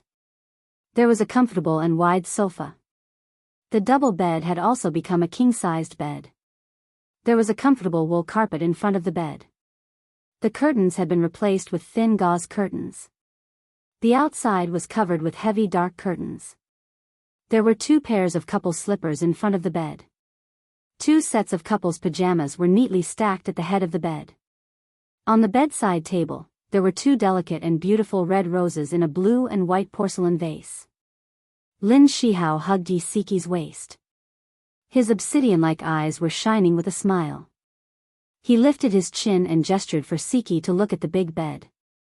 He smiled ambiguously and said, "We can't let Mom's good intentions go to waste." She didn't understand what he meant at first, but when she saw him smiling so ambiguously and lowering his head to kiss her lips, she suddenly understood. Her cheeks heated up and she closed her eyes, allowing him to deepen the kiss. After a while, he hugged her and they fell onto the big new bed. She struggled uneasily. "Your leg, He teased her earlobe and chuckled mischievously. My leg is injured. My waist is fine. Her cheeks were burning hot. His hands rubbed her until her entire body was numb. She almost could not hold it in. However, she was still rational. She bit her lip and gasped. You're making love in broad daylight. He gently bit the softness in front of her chest and murmured vaguely, who said we can only have sex at night? She pushed his head away. Nyo Nyo is still outside. Nyo Nyo is in the room. She won't hear. Home was good. The soundproofing was good. Lin Shihao was very satisfied. He raised his head and blocked her chattering little mouth. He swallowed all her protests and sucked on her tongue as if punishing her. She gradually gave up resisting and hooked her arms around his neck. His magical hands ignited her body. Her breathing became faster and faster, and her body became more and more tense. She tilted her head back, outlining the beautiful curve of her neck. Her lower body was close to his waist. She rubbed against him uneasily and let out a sexy moan. Hubby. Her starry eyes opened slightly, and her delicate lips parted slightly. She seemed to be anticipating something, but she was holding back her embarrassment and did not dare to say it. Her passionate and sexy reaction made him even harder. He used his fingers to test her. After confirming that she was ready, he parted her legs and rushed into that hot and humid secret place. She suddenly let out a soft cry. Is it very painful? He restrained his impulse and stopped moving. His voice was hoarse. She shook her head slightly. He lowered his head and kissed her. As he kissed her, he moved his waist. His movements gradually turned from gentle and slow to wild and intense. The room was filled with a charming scene. The roses in the vase seemed to have bloomed even more brilliantly. After a round of lovemaking, the two of them hugged each other and enjoyed the quiet beauty. After the aftertaste, Yisiki lifted her head to check on his leg. He pulled her back and said with a unique hoarse voice, "Don't worry. My leg is fine." After she sat up, a warm liquid flowed out. She awkwardly tightened the blanket. Thinking that he was sweating all over and must be feeling very uncomfortable, she said, "Hubby, let me help you wipe your body." After he was injured, his legs could not get wet. She had always been the one to help him wipe his body. In the hospital, he was very obedient when she helped him wipe his body. However, it was different when they were home. The two of them locked themselves in the bathroom. He took advantage of her and teased her to do things that made her blush and her heart beat faster. After the two of them finished showering, they snuggled on the sofa.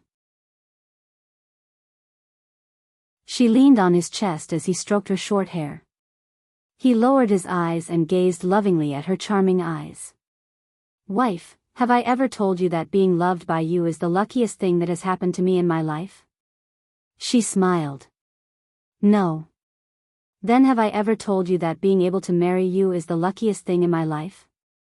The smile on her face deepened. "No." He suddenly cupped her face and stared at her seriously. He said slowly in a sincere tone that was almost like an oath, "Mrs. Lin, I'm telling you very seriously that being loved by you is the luckiest thing that has ever happened to me in my life. Being able to marry you is the happiest thing that has ever happened to me. I'll love you forever." Her face was full of smiles, and her beautiful eyes were already glowing. She raised her head and gave him a light peck on the lips. Then, she hugged his neck and said seriously, "Mr. Lin, I love you too. I love you very much." The sun was warm and the years were silent. They held each other's hands. In this lifetime, it would never change. A month later, Lin Shihao's leg recovered. It was just in time for Jiang Rulan's 60th birthday. Lin Shihao and his wife discussed for a while and decided to celebrate her birthday at a 5-star hotel. They invited their relatives and friends to gather and have a lively atmosphere. In addition to relatives and friends, they also invited business partners. Everyone gathered together and laughed happily. It was very lively.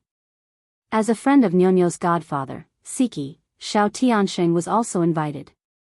After greeting the host and playing with Nyonyo for a while, He walked over to Xia Dong's table. When the children saw him, they all greeted him affectionately. He patted the children's little heads and sat down opposite Bailey Han. He sighed and said, "Your big family is so happy. How can a lonely person like me endure it?" Bailey Han raised his eyebrows and said indifferently, "I remember that when we got married, second young Master Xiao mocked us for stepping into the grave." "Why, do you want to step into the grave now?" Xia Dong chuckled. Xiao Tianxing coughed. "Han, men should be broad-minded. You're too petty for nagging at me until now when I'm drunk." Bailey Han didn't argue with him. He glanced at him with a faint smile in his deep black eyes. "It must be hard for a playboy like you to want to get married.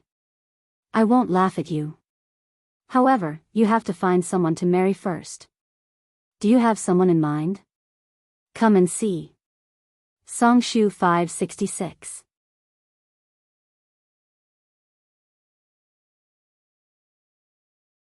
Chapter 453. Xiao Tianxing grinned and naturally exuded an air of elegance. "Isn't that simple? A handsome and rich eligible bachelor like me only needs to wave my finger and countless women will throw themselves at me." As he smiled, his eyes silently swept past Yi Siki in the crowd. Today, she was wearing a black evening gown with a white fox fur shawl draped over her shoulders. She was extremely beautiful. Xiao Yi placed her hand on her forehead and looked as if she was having a headache. She sighed and said, "Uncle Xiao, the women you wave your finger at are either money-loving or lustful. It's hard to tell if they are sincere or not." Xiao Tianxing's face darkened. Bailey Han nodded in satisfaction. "Look, even my son understands this better than you." Xiao Tianxing gritted his teeth. "Your family is deliberately making fun of me, isn't it?" Xiao Bao winked. "Uncle Xiao, we are not making fun of you. We are just trying to stimulate you. Only with stimulation will you have the motivation to rush into the grave of marriage. Don't you think so?" Xiao Tianxing's mouth twitched. "So, I have to thank you?" Xiao Yi and Xiao Bao said in unison, "You're welcome. Our name is Red Scarf." Bailey Han and Xia Dong laughed at the same time. Xiao Tianxing's face darkened even more. "Uncle Xiao, don't be angry. Here's a candy for you." Xiao Guai, who was sitting next to him, unwrapped a piece of chocolate and stuffed it into his mouth. Then, she patted his head as if she was comforting a small animal and smiled sweetly. "Uncle Xiao, you will definitely find a good woman." Why did he feel that the chocolate in his mouth was so bitter? Xiao Tianxing pulled a long face and pinched Xiao Guai's delicate and cute little nose. "Gigai, thank you so much. After listening to your comforting words, I seem to feel even worse." Xiao Guai giggled. She was as beautiful as a brilliant sunflower. Xiao Bao and Xiao Yi also laughed, but they seemed to be watching a good show. Xiao Tianxing snorted angrily. Han was a black-bellied wolf. How could the children he raised be kind little lambs? They were all wolf cubs, okay? It seemed that he had to quickly find someone to give birth to a child for him. At least, when he bickered with Bailey's children in the future, someone would be on his side. The hall was filled with toasts and laughter. Xiao Tianxing was slightly drunk. He looked at them laughing from afar as if he was an outsider. He shook his head self-deprecatingly. It seemed that he was really drunk. He actually felt a little lonely. He held the wine glass in his hand and walked to the balcony. He casually placed the wine glass on the coffee table and leaned against the rattan chair. He closed his eyes and rested for a while. He did not know when, but he heard the crisp sound of high heels. A beautiful figure stood beside him. Her clear voice was like a spring that slowly flowed into his heart. "Tianxing, are you okay?" Xiao Tianxing slowly opened his eyes. He saw Yi Siki bending over and looking at him. Her beautiful face was slightly worried. He smiled. "I'm fine." She smiled and sat in the rattan chair opposite him. "Old madam likes the gift you gave her. Sorry to have made you spend so much money." He adjusted his sitting position and slightly straightened his body. You don't have to be so polite. As long as old madam likes it.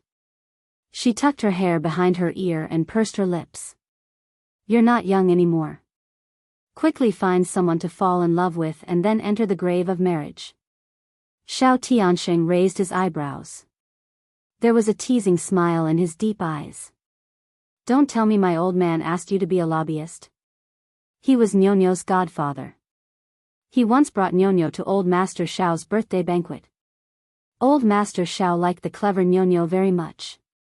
Since then, the Xiao family and the Lin family had a friendship. For example, today, although old Master Xiao could not attend Jiang Rulan's birthday banquet because of health reasons, he asked his youngest son to bring gifts and blessings. Yi Siki smiled. I really can't hide it from your sharp eyes. Uncle Xiao did talk to me about this matter.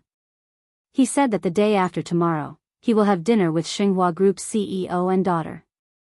He repeatedly urged you to attend. Don't forget. Xiao Tianxing was helpless. What dinner? Isn't it just a blind date in disguise? I heard that the daughter of Xinhua Group is rumored to be an unruly and willful princess.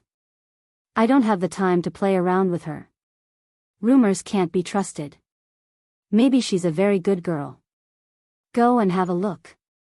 Don't make things difficult for Uncle Xiao. He stared at her. Yi Siki, aren't you going too far? You know that I haven't let you go yet, but you still colluded with my old man to make me attend this blind date. Yi Siki's expression changed. She quietly clenched her fingers and forced a smile. I'm sorry. I went too far. Her gloomy expression was like a knife cutting into his heart. He sighed silently and said slowly, I've gone overboard. Don't take it to heart. The two of them fell silent at the same time. The atmosphere was a little awkward. After a few minutes, Yi Siki pursed her lips and gazed into his deep eyes. She said softly, Tianxing, I hope you'll be happy. His eyes moved slightly. He met her eager gaze and smiled self-deprecatingly. He once said that whether she loved him or not, whether she accepted him or not, he didn't mind. He only hoped that she could be happy. Now that she was happy, what else was he waiting for? He should let go and stop bothering her. He wanted to be happy and make her feel at ease. He raised his eyebrows and chuckled. Okay, I'll be happy. I'll be happy. This was a promise. When he came out of the hotel, his assistant stopped the car at the entrance and waited for him. He hugged Nyonyo and smiled as he said goodbye to Jiang Rulan and the others. Then he got into the car. After turning a corner, Xiao Tianxing ordered lightly, stop the car. The pedestrians on the street were hurried. The roadside was filled with flowers and the fragrance of osmanthus wafted through the air. He suddenly felt like walking alone for a while. He got out of the car and ordered his assistant, drive the car back to the company. He had always been free and easy when doing things. His assistant was already used to it and listened to his orders and drove away. Xiao Tianxing put his hands in his trouser pockets and walked casually on the street. It was September and the cool breeze brought with it a fragrant scent. It was very comfortable and even the drunkenness had dissipated. Suddenly, a figure rushed out from the corner. That person was holding a beautiful woman's handbag. He ran forward like the wind and knocked into many people. Bang! Xiao Tianxing was hit hard by someone. Before he could react, the man with the woman's handbag had already brushed past his shoulder and ran far away. As he ran, he looked back with a panicked expression on his face. He looked like a thief who was being chased. Thief? Xiao Tianxing's eyes flashed. If it was in the past, he wouldn't have meddled in other people's business. But today, he was in a bad mood. Meddling in other people's business and making the thief in a bad mood seemed to be a good thing. He chased after him. Thief, don't run. A woman's voice faintly came from behind him. Xiao Tianxing didn't take it to heart. He only focused on chasing the thief in front of him. The thief had been forced to a dead end and was so tired that he was panting. Xiao Tianxing increased his strength and suddenly grabbed the thief's collar. Let's see where you can run to. The thief was a hooligan in his 20s. He cried and begged for mercy. I beg you, let me go. I'll return the bag to you. At this moment, the woman's voice was getting closer. Thief, don't run. The thief rolled his eyes and without saying a word, he stuffed the bag into Xiao Tianxing's hands. Then, he pushed him away and turned to run. Xiao Tianxing broke into a run. Unexpectedly, a whistling sound came from behind him. A swift and fierce leg swept fiercely toward his leg. Xiao Tianxing's attention was all on the thief who had fled into the crowd. He didn't think that someone would sneak up on him from behind. That person kicked his leg and a piercing pain came. He staggered and almost fell to the ground. He angrily turned around, wanting to see who had sneaked up on him. Unexpectedly, just as he turned his head, a fist swung at his face. Pa! He could almost hear the bone in his cheek breaking. Xiao Tianxing lay on the ground in the most miserable position in his life.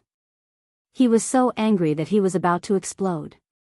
That person didn't think it was enough and stretched out his leg to continue to hit him. He grabbed that person's slender ankle and said angrily, Miss, what are you doing? What am I doing? Of course, I'm teaching you a lesson, you damn thief. The woman whose ankle he was grabbing had a head of beautiful short hair. Her facial features were well defined, and there was a valiant charm between her eyebrows.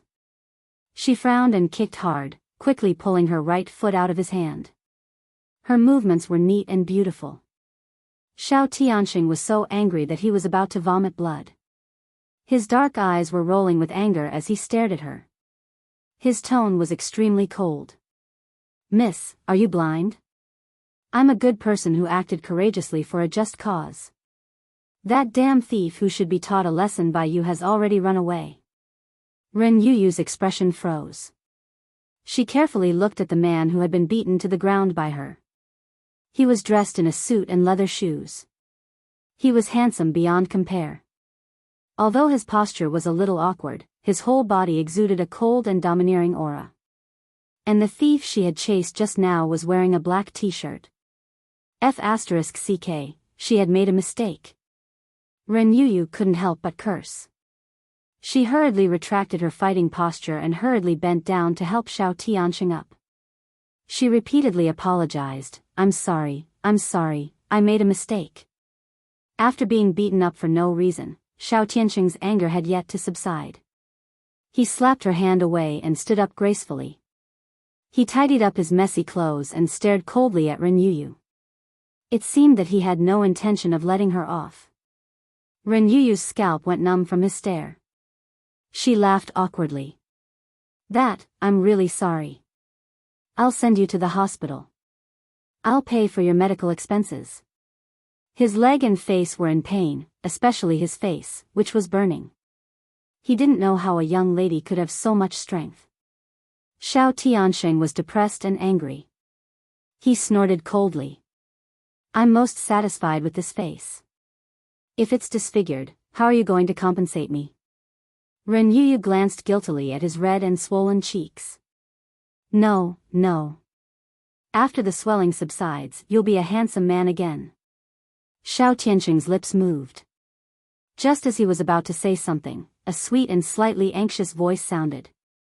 Cousin, what happened? Are you okay?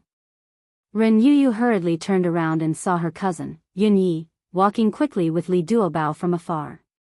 Ren Yuyu said anxiously, Yi I'm fine. Aya, Duobao, walk slowly. It's okay, I'm fine. Have you caught the thief? It was a very familiar voice. Xiao Tianxing looked over and saw Yun Yi holding Li Duobao's arm. Duobao was wearing a maternity dress with a white cardigan on the outside. She probably walked in a hurry because her forehead was sweating and her cheeks were red like apples. She also saw Xiao Tianxing and was shocked. Mr. Xiao. What happened to your face? Xiao Tianxing snappily glared at Ren Yuyu. Isn't it because of your friend? He actually treated me as a thief and beat me up. Attention, Hongcha 866.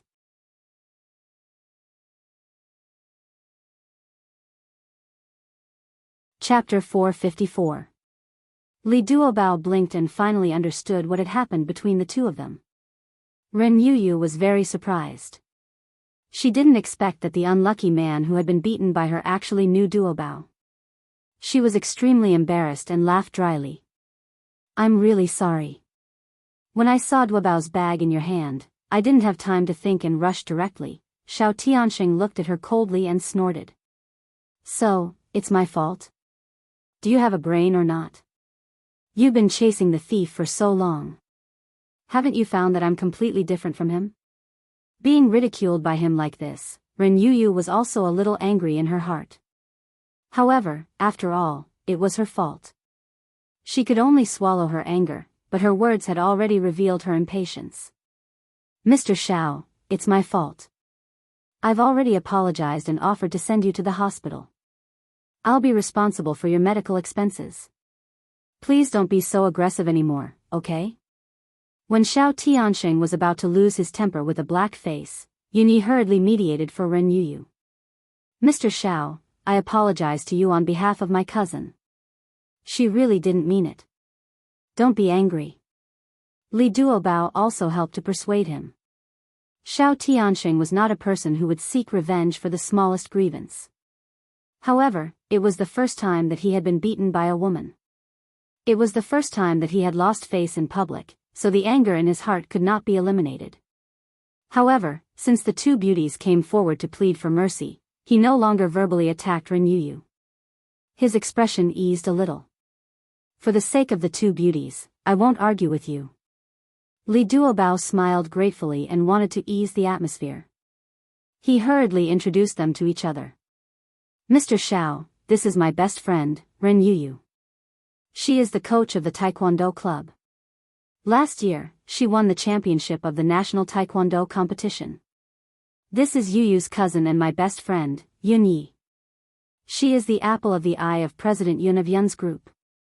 Yuyu, Yi Er, this is Yun's good friend, Xiao Tianxing. He's the CEO of Splendid Century. He's very powerful. Xiao Tianxing nodded to Yunyi, then narrowed his eyes and stared at Ren Yuyu with a smile that wasn't a smile. So you're a Taekwondo expert. No wonder you're so ruthless. Ren Yuyu laughed dryly.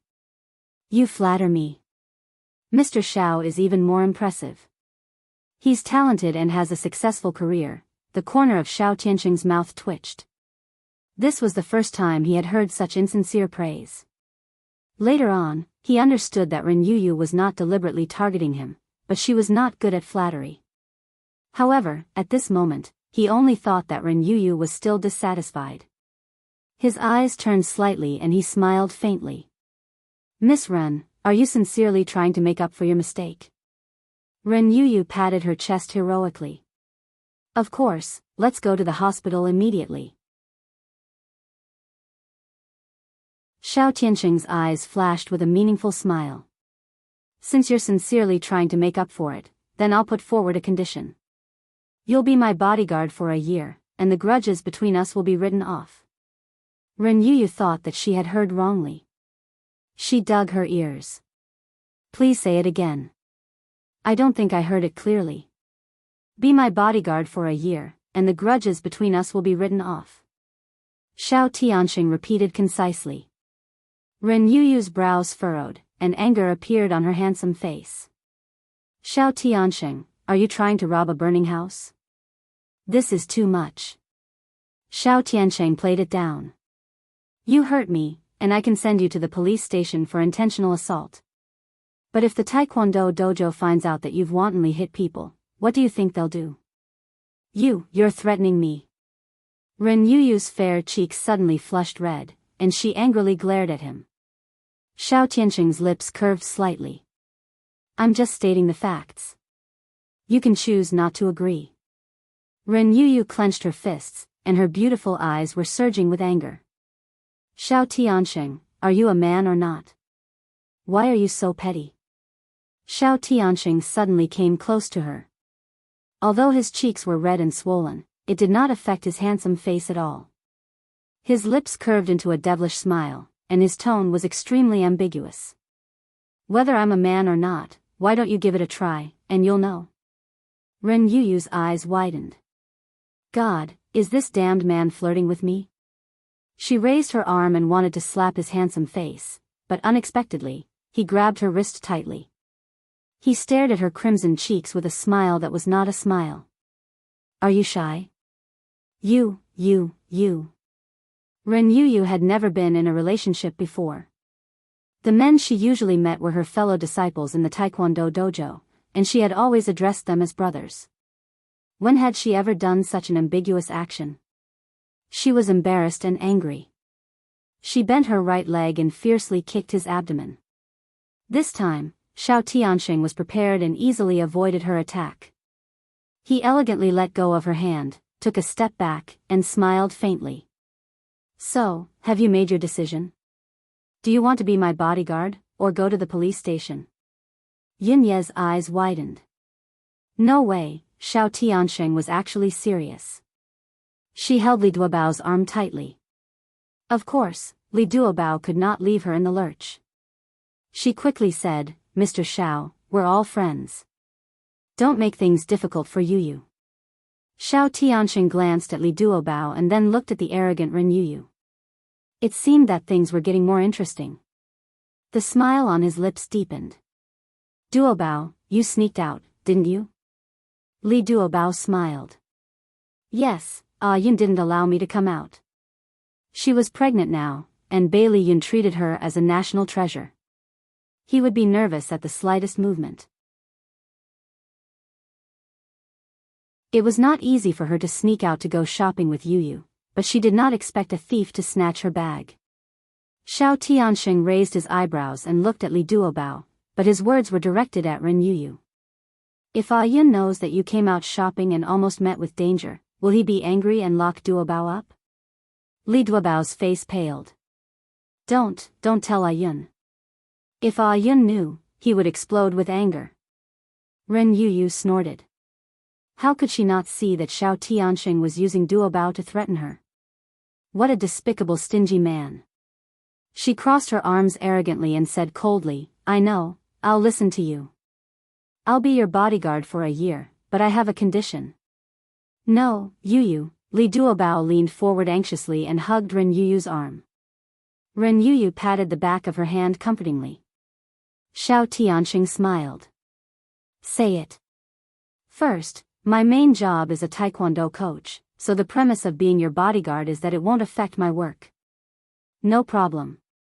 Second, I want a reward. 20,000 a month. Ren Yuyu was shocked. Alright, the reward was quite generous. The unwillingness in her heart dissipated slightly, and she continued, Third, within this year, you can't sexually harass me anymore. Xiao Tianxing held his chin with his fingers and nodded. Very reasonable. Fourth. For the time being, these are the 3 conditions. When I think of something in the future, we'll talk about it. She raised her chin and stared at him provocatively. He grinned. Alright, I'll agree to all your conditions, but I also have a condition. Say it. I often attend some cocktail parties and need someone to protect me. If you want to be my female companion, it'll be easier to fool others. Xiao Tianxing's eyes flashed with a cunning light. In that kind of situation, many women wanted to get close to him. With Ren Yuyu as a shield, it would save a lot of trouble. Ren Yuyu thought for a moment and said seriously, if you satisfy my 3 conditions, I can be your female companion. Second condition, you can't ask me why when I tell you to do something. You just have to do it according to what I say. You can't violate morality, you can't violate the law. Of course. Then there's no problem. Xiao Tianxing's lips curved into an unfathomable smile. Very good. The day after tomorrow, I'm going to have a meal with the boss of Xinhua Group. You have to accompany me. It's just a meal. You don't need me to go, right? Xiao Tianxing grunted. Second condition. She couldn't ask why, she had to do as he said. Ren Yu felt like she had fallen into someone's trap. The corner of her mouth twitched. Okay, I know. I'll go with you the day after tomorrow. Later, Ren Yu found out that she had become Xiao Tiancheng's shield. Whenever Master Xiao wanted to arrange a business marriage, Xiao Tiancheng would drag her to his side and play an affectionate and ambiguous bitter drama, causing the female protagonists to cover their faces and leave. And the two of them gradually fell deeper and deeper into the fake drama. Since the conditions were agreed, Xiao Tiancheng no longer made things difficult for Ren Yu and generously let the three of them leave. Ren Yu glanced at his red and swollen face and couldn't bear it. You really don't need me to send you to the hospital? Xiao Tiancheng made a deal and was in a good mood. He smiled and said, No, I can go by myself. You guys go. Be careful on the road. Don't let Ayun find you. The three women shivered at the same time. He was clearly smiling, but why did they have the illusion that their hairs were standing on end? Xiao Tiancheng stood under the tree with his hands leisurely in his trouser pockets. He turned a blind eye to the curious gazes of the people around him. He leisurely watched Ren Yu and the other two beauties go away with a smile in his deep black eyes. This Ren Yu was very interesting. Ren Yu sneezed and rubbed her nose. She had an inexplicable feeling in her heart. She couldn't help but look back. Xiao Tiancheng was still standing under the tree, tall and handsome. She didn't expect that he was also looking at them. Their eyes met and he smiled faintly. She was startled and slowly smiled back. She had searched for him thousands of times in the crowd, but when she suddenly looked back, that person was still in the dim light. Everyone has a destined person in this life. It's just that the time of appearance is different. Everyone has a destined person in this life. It's just that the time of appearance is different. Ad. Hongcha 866. You're tuning into the Dreamy Love Stories YouTube channel. Don't forget to subscribe and join us on this journey to catch the most captivating stories.